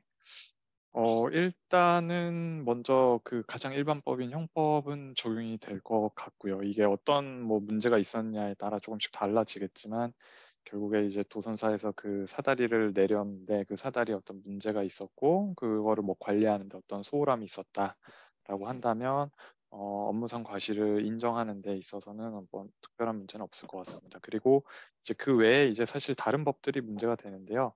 일단은 도선사가 어떤 지위에 있는지부터 먼저 이제 판단이 되어야 될 것으로 보입니다. 그래서 도선사 같은 경우에는 기본적으로 이제 그 선박이 한계에 진입하거나 이제 접안하거나 아니면 입출항하기 위해서 이제 들어와서 이제 그 선박의 운항을 하는 역할을 이제 담당하게 되는데 사실 그 특히 중대재해처벌법만 보더라도 이제 그 종사자의 개념이 굉장히 넓습니다. 굉장히 넓고 결국에는 뭐 도급 위탁으로도 해결할 수 있는 부분이기도 한데 결국에 그 어떤 그 선박이라는 어떤 그 사업장 내 사업장이라고 뭐 그대로 볼 수 있을지 모르겠지만 어떤 그런 어떤 영역 내에 결국에 그 이제 도선사가 승선을 하는 과정에서 어떤 문제가 생긴 거기 때문에 그런 경우에는 뭐 이 도선사를 어떤 그 위탁을 받은 자라 보든 아니면 어떻게 보면 큰 범위에서 종사자로 보든 어떻게 보든 간에 결국에는 그 어떤 보호 대상이 되는 데는 특별한 어떤 이슈가 없을 것 같습니다. 그에 따라서 문제가 된다라고 하면 중대재해처벌법은 문제가 될 수 있을 것 같은데 산업안전보건법 같은 경우에는 그 어떤 구체적인 어떤 안전조치 내지는 보건조치 위반이 있어야 되는데 그거를 이제 어떻게 구성하느냐, 그러니까 그게 꼭 그러니까 사다리에 어떤 문제가 있었다라는 게 반드시 그 안전조치 위반 내지는 어떤 그 보건조치 위반으로 연결이 될 수 있을지 이 부분은 사실 좀 검토가 필요한 부분일 것으로 보이고요. 그리고 아까도 말씀을 드렸지만 만약에 선박이 그러한 어떤 그 승선하는 어떤 과정을 이제 어떻게 운항 중이라고 보게 되면 또 그 부분 역시 또 산업안전보건법이 적용이 어려운 부분이 또 있을 것 같습니다. 그래서 그런 부분들을 운항주의. 네. 따지면 결국에는 이제 업과사는 뭐 문제가 될 수 있을 것 같고 당연히 그다음에 중대재해처벌법도 워낙에 그 범위가 넓다 보니까 뭐 일응은 어떤 적용이 배제된다 보기 어려운 측면이 있는데 산업안전보건법은 조금 사실은 이게 곧바로 적용이 될 수 있는지 이런 부분들이 사실은 조금 애매한 부분이 있을 것 같습니다. 예, 감사합니다. 예, 그다음에 이건 이제 뭐 상당히 많이 일어나는 그 사고입니다. 뭐 우리가 그 배에 선박에는 이제 화물을 싣는 이제 화물 창이 있고 그 밑에 또 조그만 또 발라스트 탱크도 있고 하는데 여기가 이제 산소가 부족하기 때문에 들어가서 질식하는 사고들이 상당히 많이 납니다. 특히 원목선 같은 경우에 그 원목을 싣고 있는 상태에서 그 안에 들어가면 이 산소가 부족해지는 것 같아요. 원목이 뭐 숨을 쉰다 그러는데 그래서 산소가 부족해서 그 들어가면 뭐 몇 명씩 사망하는 경우가 있거든요. 그리고 조수소에도 아마 그 용접하다가 이런 절식 사고가 많이 있거든요. 그래서 뭐 제가 생각할 때는 이렇게 그 선박이 선창에 들어갔다가 수리하는 인부가 사망하게 되면은 이게 처벌 대상이 되겠다. 뭐 이런 생각이 들거든요. 그래서 이 부분에 대해서 좀 그 변호사님 좀 말씀해 주시면 좋을 것 같습니다. 그래서 선박을 아까처럼 선박을 관리하는 회사도 있고 선박을 운항하는 사람도 있고 이렇게 되거든요. 그래서 어떻게 처벌될지 한번 말씀을 해주시면 좋을 것 같습니다. 송 변호사님 부탁드립니다. 예, 예. 먼저 그 형법상 책임은 그 신분의 제한이 없기 때문에 구체적인 과실이 인정되면은 다 책임을 집니다. 그리고 실제로 이제 밀폐 장소에서의 작업이기 때문에 이건 산업안전보건법에서 다 규율하고 있습니다. 그래서 뭐 통기도 시켜야 되고 산소 마스크도 해야 되고 교육도 해야 되고 이런 부분에서 하면은 그 산업안전보건법상의 안전보건 관리 책임자가 처벌받을 거고 또 이거를 도급이나 용역을 줘서 이제 뭐 많이 하지 않습니까? 그러면은 그 도급인 책임도 지고 뭐 다 지게 돼 있습니다. 그리고 이 부분에서 중대재해처벌법상에도 요건에 해당되면은 지금은 50인 이상인데 내년부터는 5인 이상은 다 되는데 그 처벌하는 데는 아무런 문제가 없다고 보여집니다.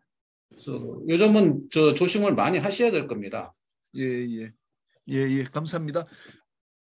이상철 변호사님 혹시 말씀? 네. 뭐 산업법상의 안전관리 책임자로 되어 있는 사람은 뭐 당연히 이 처벌받겠죠. 처벌받고 선박 관리회사라고 하지만 이것도 위탁 도급인 경우이기 때문에 선박 소유자도 역시 책임을 져야 됩니다. 그런데 아까 이상엽 변호사님 말씀이 이제 배가 운항 중일 때는 좀 달리 봐야 되냐 아니냐 하는데 그걸 꼭 구별해야 된다는 배제한다는 규정도 없고 해서 그런 경우도 일괄적으로 적용되는 게 아닐까. 저는 뭐 그런 생각을 합니다. 예, 이상입니다. 예, 감사합니다. 제가 한 말씀 예, 드리면 그러면 이상현 변호사님 좀 부탁드립니다. 네, 그 적용 범위에 대해서는 저희 그 산업안전보건법 시행령에서 이제 2조에서 별표 1에서 다 규정을 하고 있고요. 그렇기 때문에 이게 선박안전법이 적용되는 사업에 대해서는 기본적으로 그 법의 일부를 적용하지 않는 사업이라 해서 특히 그 안전조치나 이런 부분들에 대해서는 특별히 의무를 부과하고 있지 않습니다. 그래서 명문으로는 사실 다 그런 규정이 있고 그 다음에 거기에 대해서 이제 그 어떤 유권 해석도 지금 있는 상황인데 사실 그게 항공과 관련한 어떤 유권 해석이 있었기 때문에 거기서도 이제 선박을 언급하면서 선박이 운항 중인 경우에는 그런 어떤 적용되는 어떤 법을 그러니까 특히 이런 선박안전법 적용 대상 사업에 대해서는 우리가 좀 이제 그 적용 제외되는 법 규정들이 있다라고 이렇게 보고 있고요. 그 다음에 특히 근데 다만 이제 여기서 배제되는 거는 이제 안전 조치에 관한 거고, 보건 조치가 이제 문제가 된다 그러면 사실은 이제 적용이 될 수도 있습니다. 특히 여기에 지금 이제 밀폐 공간 문제가 있을 수 있기 때문에 선창 같은 경우에는, 그래서 이제 그런 경우에도 불구하고 이제 적용이 될 수 있다라는 어떤 결론이 이르를 수는 있고요. 그 다음에 이게 결국 인부가 누군지가 사실 중요할 것 같습니다. 그러니까 인부가 지금 누구의 근로자고 누구의 종사자다, 이런 부분들이 중요할 것 같고, 실제로 어떤 사고가 다 발생했을 때 단순히 그냥 여기에 모든 책임 있는 사람들 다 갖다가 이렇게 사실은 입건해서 처벌하지는 않는 것 같습니다. 특히 뭐 꼭 선장님까지 그러니까 선장님이 이제 수사 대상이 되는 경우는 많긴 많지만, 사실은 어떻게 보면 그 어떤 작업을 할 때 선장님이 모르고 있는 경우도 사실 많고, 그 다음에 또 그 선박 내에서의 사실 안전 관리를 하시는 분은 또 기관장님입니다. 그래서 그런 부분들을 또 따지고 보면 결국에 그런 어떤 역할들이 문제가 되는 경우가 있고, 그리고 케이스 바이 케이스로 사실은 좀 그 입건 범위나 어떤 그 문제가 되는 어떤 그 범위가 사실은 좀 달라지는 경우를 좀 많이 봤기 때문에, 사실은 꼭 선장님이 될 거다라는 거라고 이렇게 단정하기는 사실 좀 어려울 것 같고요. 그 다음에 선박관리회사의 사장님 같은 경우에는 뭐 선박관리회사 소속 직원이라고 한다 그러면 이제 아무래도 뭐 산안법이나 아니면 또 그 뭐 중대재해처벌법 이런 부분들이 문제가 될 수 있을 것 같습니다. 그리고 운항자는 사실 개념이 불명확해서 이 부분이 이제 책임이 소재가 있다라고 볼 수 있는지 저도 사실 의문이긴 합니다. 근데 이제 운항자가 어떤 지위에 있는 운항자냐, 그러니까 선주냐, 지금 말씀드렸던 선주냐, 그러니까 선박에 대한 실질적인 지배 관리를 하는 어떤 선주냐라고 한다면 또 이제 책임이 인정 가능성이 있고요. 근데 그냥 어떻게 보면 단순한 어떤 위탁해서 운항하는 주체다라고 하면 또 거기에 따른 책임이 있을 수 있는지는 또 그에 따라 또 판단이 돼야 될 부분이라고 생각을 합니다. 예, 감사합니다.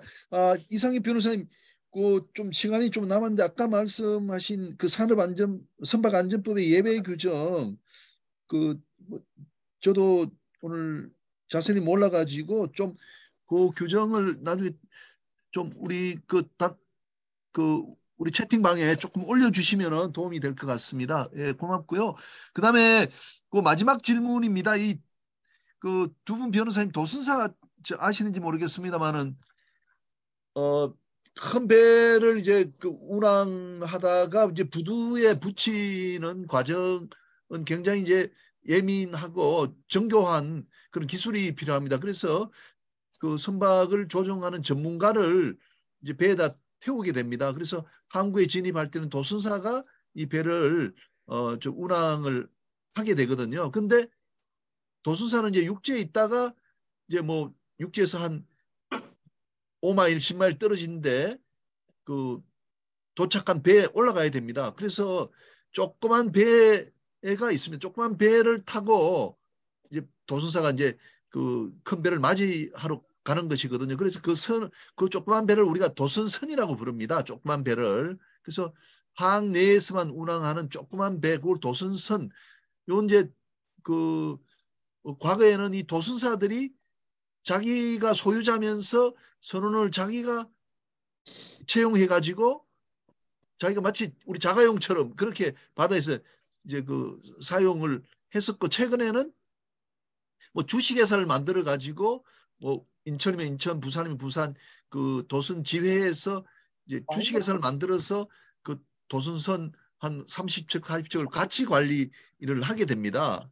근데 이게 그 아까 50인 이상만 이제 처벌이 된다 그래서 이게 한 그 주식회사로 만든 그 도선성 관리 회사가 50인이 안 되기 때문에 조금은 이제 처벌 대상이 되는가 이렇게 됐었는데, 내년부터는 이제 5인 이상 되면 이게 이제 적용이 대상이 되거든요. 그래서 도선사님들이 상당히 이제 걱정을 많이 하시고 이렇게 합니다. 그래서 그 도선선에는 선원들이 또 있을 거 아닙니까? 근데 선원들이 그 파도가 많이 치는데 큰 배에 올라가기 위해서 도선사들하고 같이 이렇게 가다 보면은 그게 미끄러워 가지고 막 미끄러진다든지 배 위에서 그렇게 하면은 큰 사고가 나버리지 않습니까? 그럴 때 과연 이 도순사들이 또는 그 도순사들이 저 만든 그 주식회사라든지 또 조합이 이게 이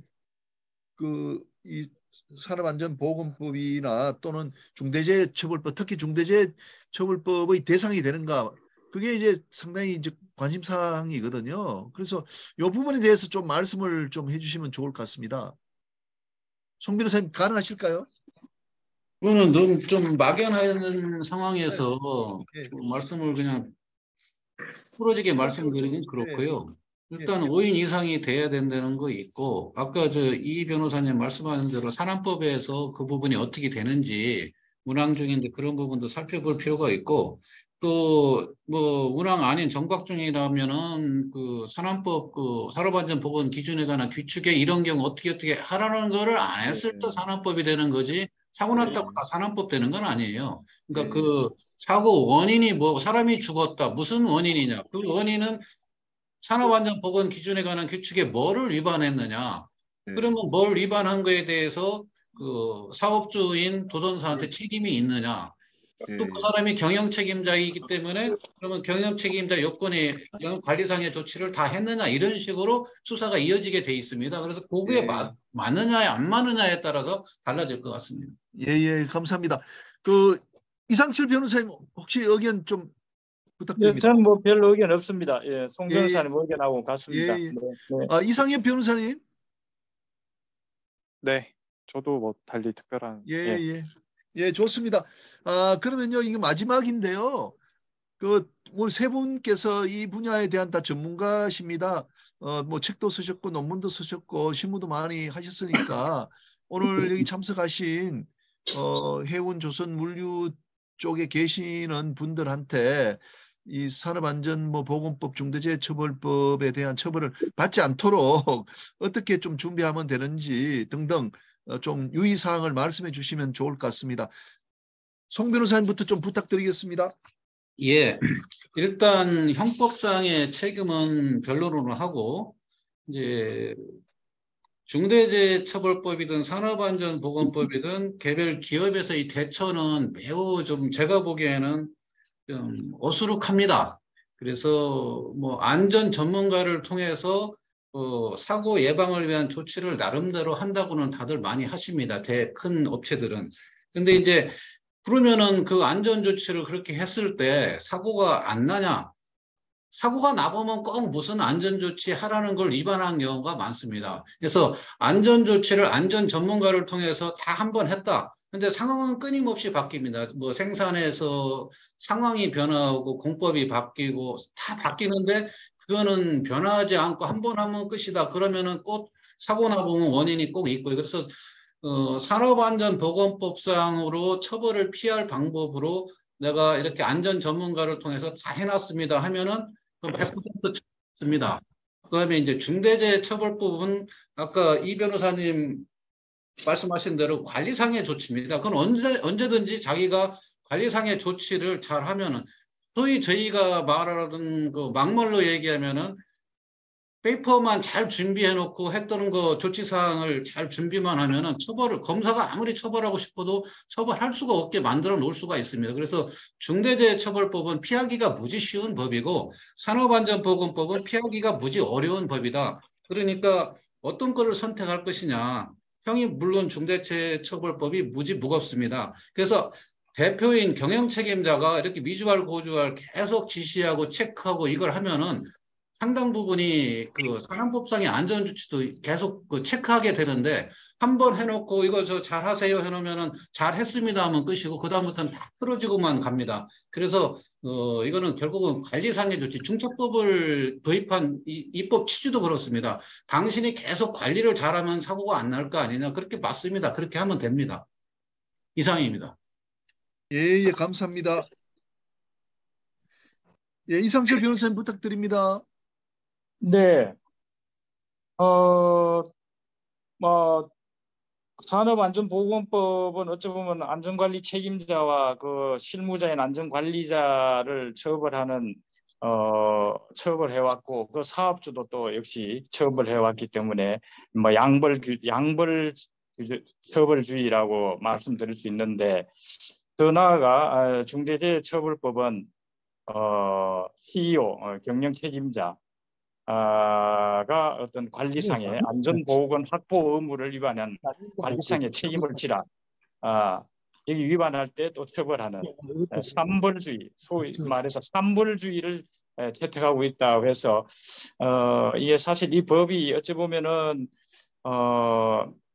중대재해처벌법은 상당히 그 의무 조항이 추상적이고 애매하게 되어 있습니다. 그런데 뭘 어떻게 어떤 의무를 구체적으로 이행하라는 것은 별로 없고 이렇게 추상적으로 규정을 해놔서 이런 거를 어떻게 완수를 해야만 의무를 다한 것인지 이건 항상 뭐 논란이 될 수밖에 없습니다. 그래서 최고 경영자는 늘 신경을 쓰고 아까 말씀드렸다시피 시스템을 일단 만들어 놓고 그 시스템이 잘 작동하고 있는지를 수시로 점검하고 그다음에 그 실무 책임자들이 그걸 잘 이행하고 있는지를 또 보고받고 또 보고받는 과정에서 미흡한 점은 시정 조치를 해서 시정이 이루어지는지를 촘촘히 다 잘 기록을 해놓으면은 아까 송 변호사님 말씀대로 나중에 이 화를 면할 수 있는 길이 아닌가 싶습니다. 저는 어쨌든 상당히 위헌적 요소가 많다. 왜냐하면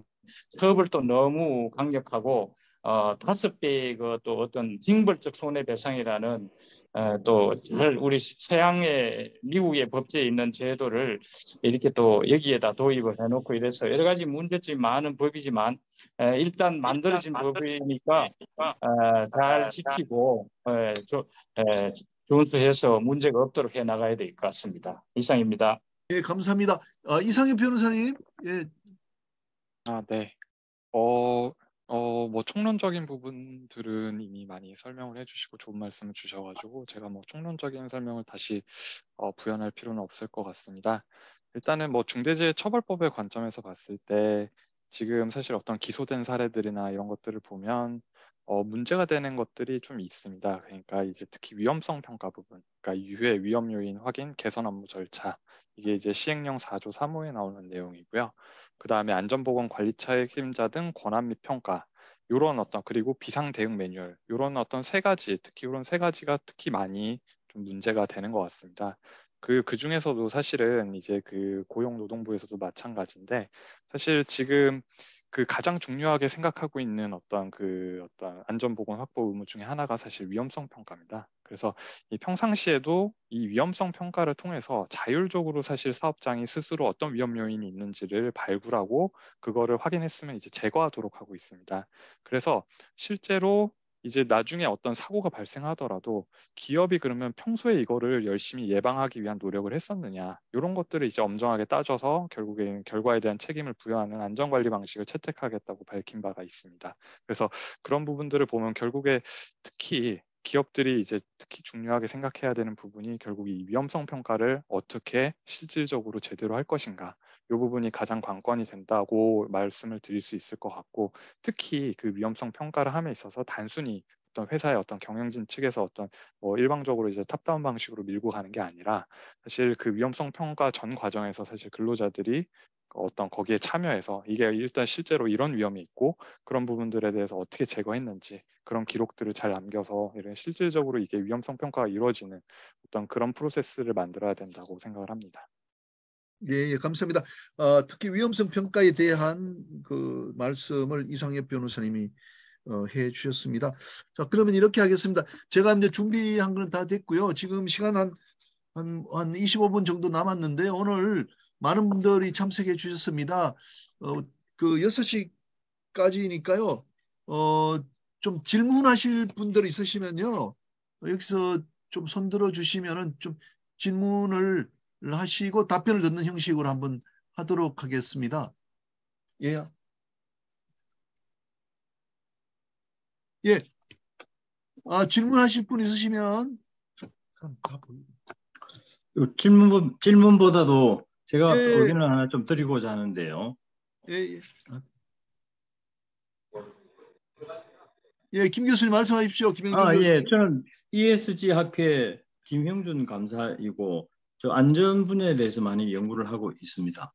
저는 안전 관리에 대해서 평소 좀 이렇게 지적하고 싶은 사항이 몇 개 있었는데 우선 저 법 철학에 법 철학을 한번 적용해 봤으면 좋겠다 이런 생각이 들었습니다. 법 철학 중에서도 가장 중요한 기준이 법은 도덕의 최소한 이런 말이 있지 않습니까? 우리 뭐 이와 마찬가지로 안전 매뉴얼은 안전 관리의 최소한이라는 이런 뜻이 되겠습니다. 조금 전에도 말씀하신 위험성 평가가 이제 중요한데 안전 사고 요인은 너무나 많기 때문에 일일이 모든 것을 매뉴얼에 담는 건 불가능하죠. 그렇기 때문에 그 최소한도로 이 정도는 지키자고 매뉴얼은 잘 구성을 해야 되지만 매뉴얼만 지킨다고 해서 또 안전이 담보가 되는 것이 아니기 때문에 여기서 자율성, 그 다음에 독창성, 창의성 이렇게 되면 어떡하지 저러면 어떻게 하는 이런 발상의 전환을 통해서 그 사고 요인을 계속해서 찾아보는 이런 역할에 지속하다 보면은 이제 사고 요인을 이제 관리할 수 있는 수준까지 들어갈 수가 있는데 또 제가 또 하나 더 말씀드리고 싶은 것은 우리 용어 정의상의 문제가 많은 것 같아요.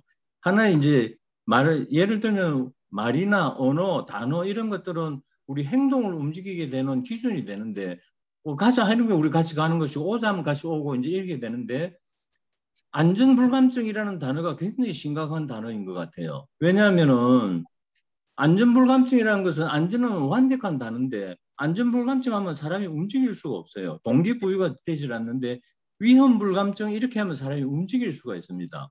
그래서 우리가 안전관리에서는 용어도 잘 눈여겨보고 이렇게 좋겠다는 생각이 들고 또 이제 시간이 짧기 때문에 하나만 또 하자면 안전관리에 대한 용어도 좀 문제가 있는 것 같아요.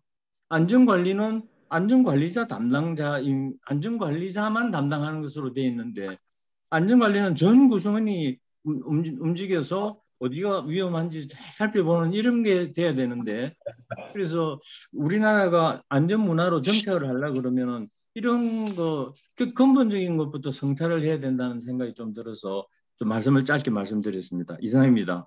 예, 감사합니다. 좋은 말씀 감사하고요. 권호인 대표님 말씀 하시나요? 권호인 대표님. 제 전공 분야가 아니라서 특별히 드릴 말씀은 없고요. 그 내용 잘 들었고 법의 취지하고 아까 송 변호사님 지적하신 것처럼 추상적인 것을 갖고 법으로 이렇게 하고 있는 듯한 느낌이 들어서 이 부분들은 해운 회사들도 관심 있게 지켜보고 해야 될 것 같은 느낌이 들었습니다. 이상입니다. 예, 감사합니다. 예, 또 달리 질문하실 분 있으십니까? 검창원 사장님도 계시는 것 같고요.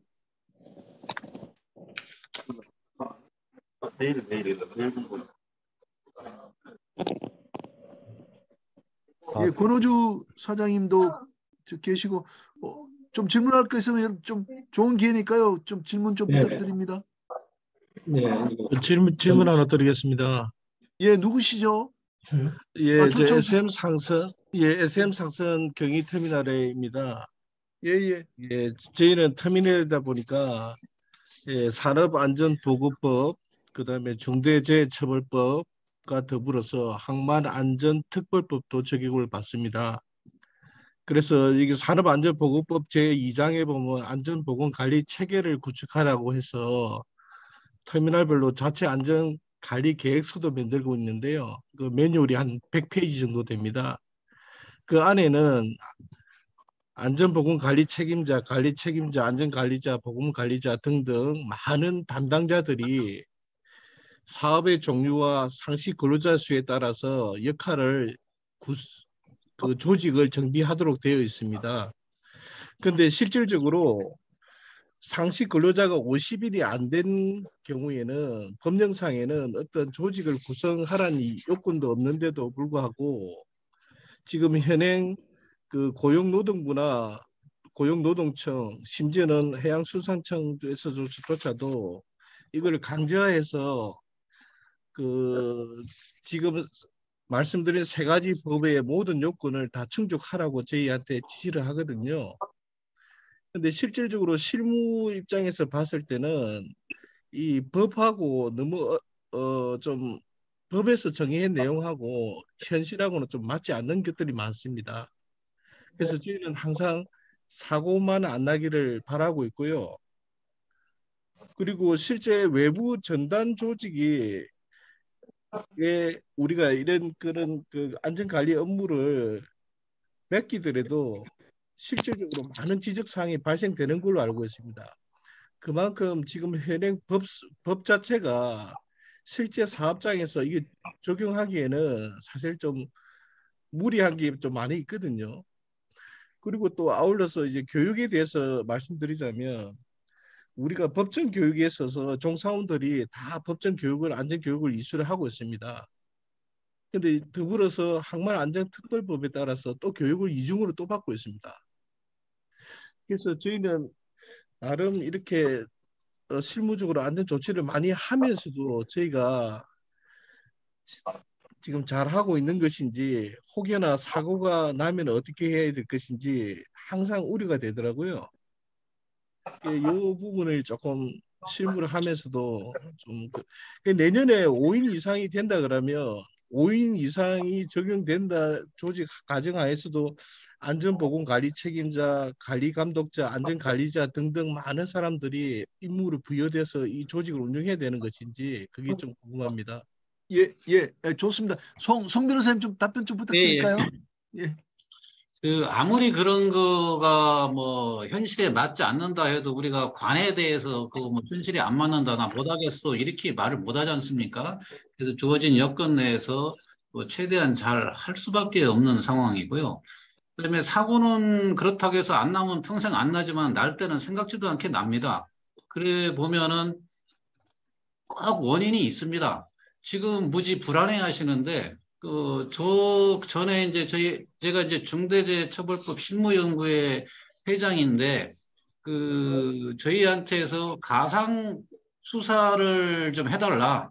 그래서 우리가 가장 우려되는 사고가 이 부분에 나는 생각하는데, 그랬을 때 내가 산안법상의 책임은 지는 게 뭐고, 중대재해법상 책임은 지는 게 뭐냐, 이렇게 해서 저희가 이제 몇 군데를 했는데, 거기 결론은, 사장님은 무조건 경영 책임자로서 중대재해처벌법 위반으로 기소될 겁니다, 이렇게 얘기를 했어요. 많은 부분이 중대재해처벌법에서 정해진 관리는 전혀 안 해요.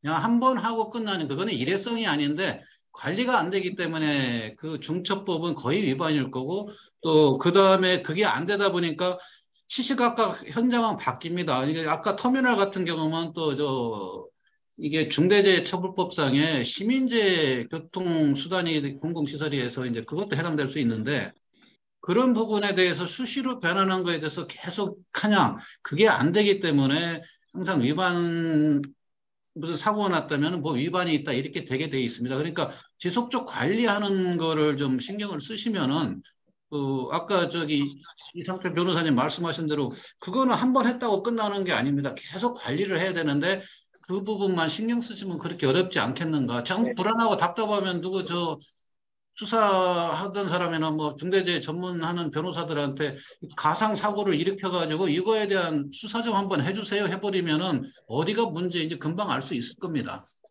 예, 그 좋은 제안입니다. 그 연구에 또는 뭐 그 경험 있는 이제 검사들에게 이제 가상 사고를 좀 부탁을 하면은 이제 부족한 부분들이 이제 쉽게 파악이 될 수 있을 것이다, 이렇게 제안을 해주셨습니다. 좋은 말씀 감사합니다. 전영우 교수님 좀 부탁드립니다. 이제 오늘 변호사님이 좋은 답변과 설명 잘 들었고요. 이번 기회에 중처법이나 산안법 등과 관련해서 무엇을 해야 되는지, 그리고 등에 대해서 이해를 정진할 수 있는 기회가 되었습니다. 그 중에서 한 가지 이제 해운 기업의 관점에서 각자의 처벌을 주체와 관련해서 특히 산안법이나 중처법의 처벌 주체와 관련해서 몇 가지 이제 글들을 읽어보면 특히 선박관리업체와 관련한 책임의 주체와 관련해서는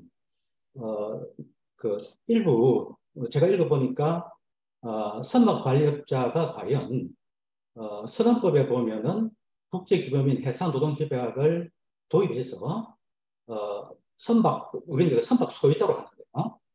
선박관리업자도 선박 소유자가 될 수 있게끔 이렇게 용어의 정의가 마련되어 있습니다. 그 때문에 그 본문만 보면은 선박관리업체가 각종 사단법이나 또는 중적법의 대상이 될 수 있는 것처럼 보이는데 실질적으로 거기에서 선박관리업자가 선박 소유자가 되는 경우는 그 법에 명확하게 선박에 대한 운항 책임과 그리고 선언법상의 의무와 권리와 의무와 책임을 모두 인수해서 기업을 경우에만 선박 소유될 것이기 때문에 실질적으로 우리나라의 선박관리업체는 선박 소유자의 지위를 전혀 집행하고 있지 못하는 점.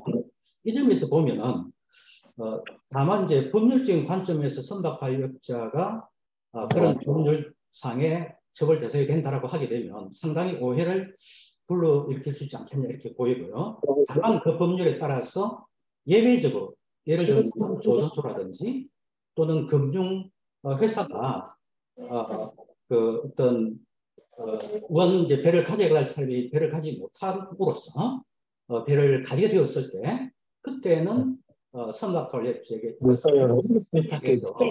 실질적인 선박관리업자가 선박 소유의 지위를 획득할 수 있는 예외적인 상황이 있을 것입니다.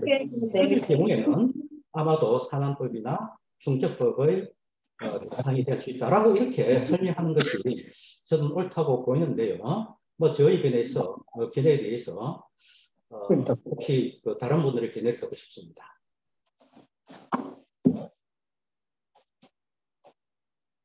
예,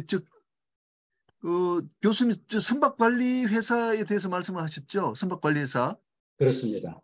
예, 선박 소유자로 인정되는 것은 상당한 요건이 있다. 그런 말씀이시죠? 그렇습니다. 예. 예, 또 다른 분들 전강욱 선생님은 부산 운항팀으로 나오는데 어디에 해운회사에 계시나요? 전광욱 팀장님요? 예, 또 질문 사항 있으시면 질문 좀 부탁드립니다. 오늘 보니까 HPNT의 윤상근 대표님 하고 한 10분 정도가 들어오셨습니다. 좀 고맙다는 말씀 드립니다.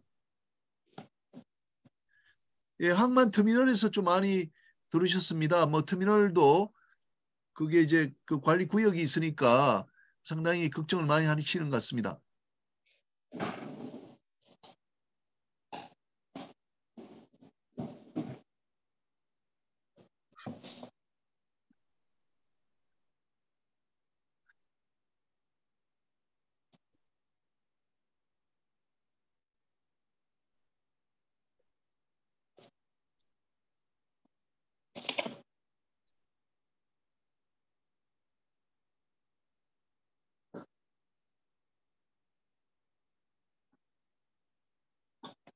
예, 박종면 국장님 혹시 질문 사항 있으세요? 박종면 현대해양 국장님.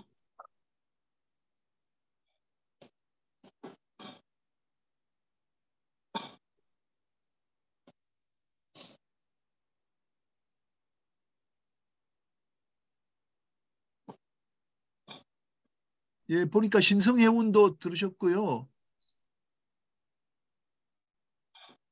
예, 국양상선 많이들 들으셨습니다.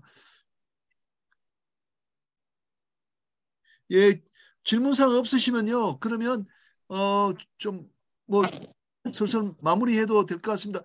혹시 더 말씀하실 서두호 선생님 좀 말씀하시겠습니까? 서두호.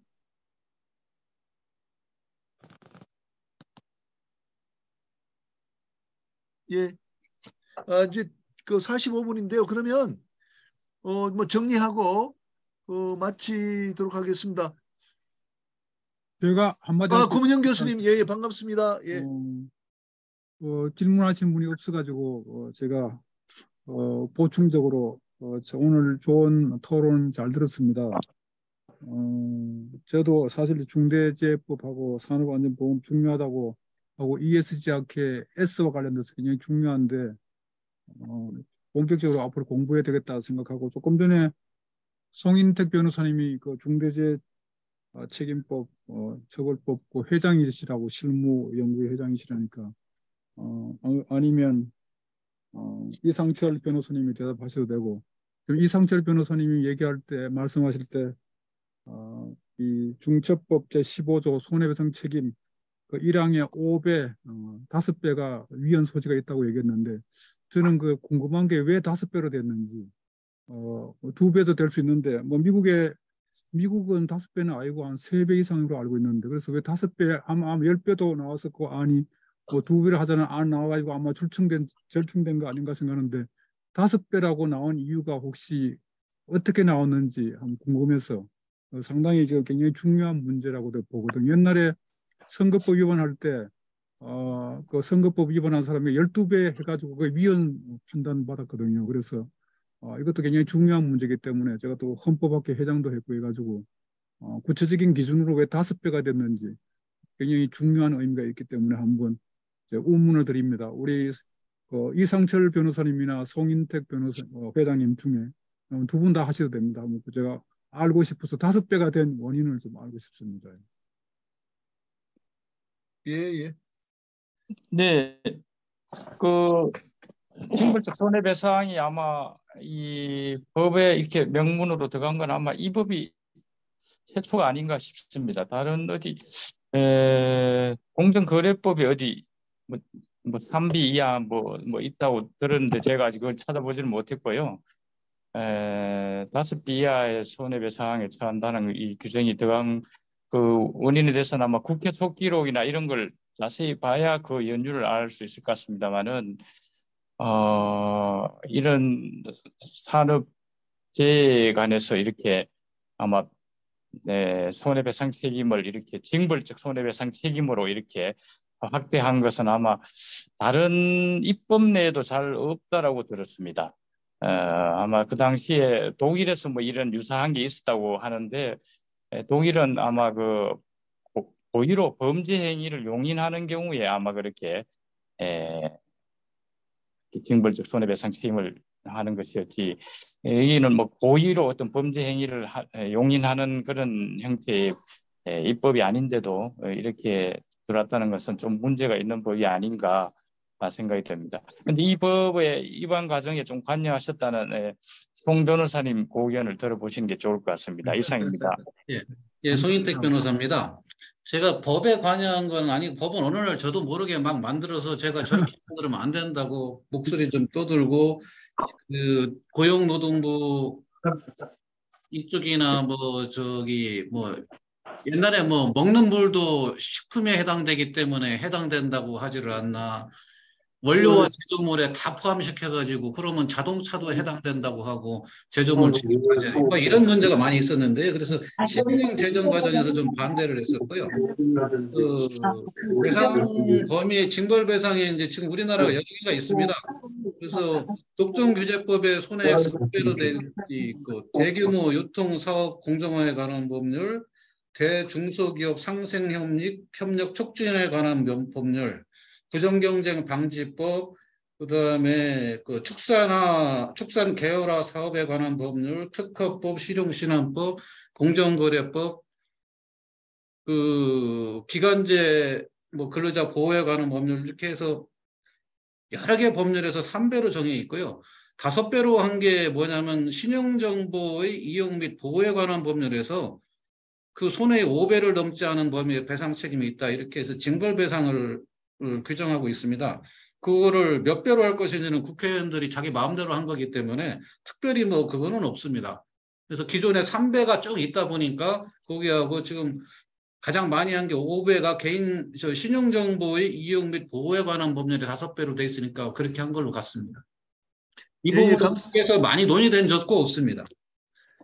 예, 감사합니다. 그러면 제가 이제 정리하고 마치겠습니다. 오늘 정말 저도 공부가 많이 됐습니다. 저도 형법 교수가 아니다 보니까 좀 피상적으로 알았는데 좀 더 이제 정치하게 내용을 좀 많이 알게 됐습니다. 이번 사건과 관련해서는 변호사님들 말씀에 이게 이제 산업안전보건법의 적용이 대상이 아닐 수가 있다. 이제 건설공사 발주자로 볼 여지가 많다. 이제 항소심에서 다퉈보자, 이렇게 말씀하셨습니다. 외형적으로 그 발주를 줬음에도 불구하고 뭘 이제 관리를 하고 하는 것은 또 다른 차원의 문제다.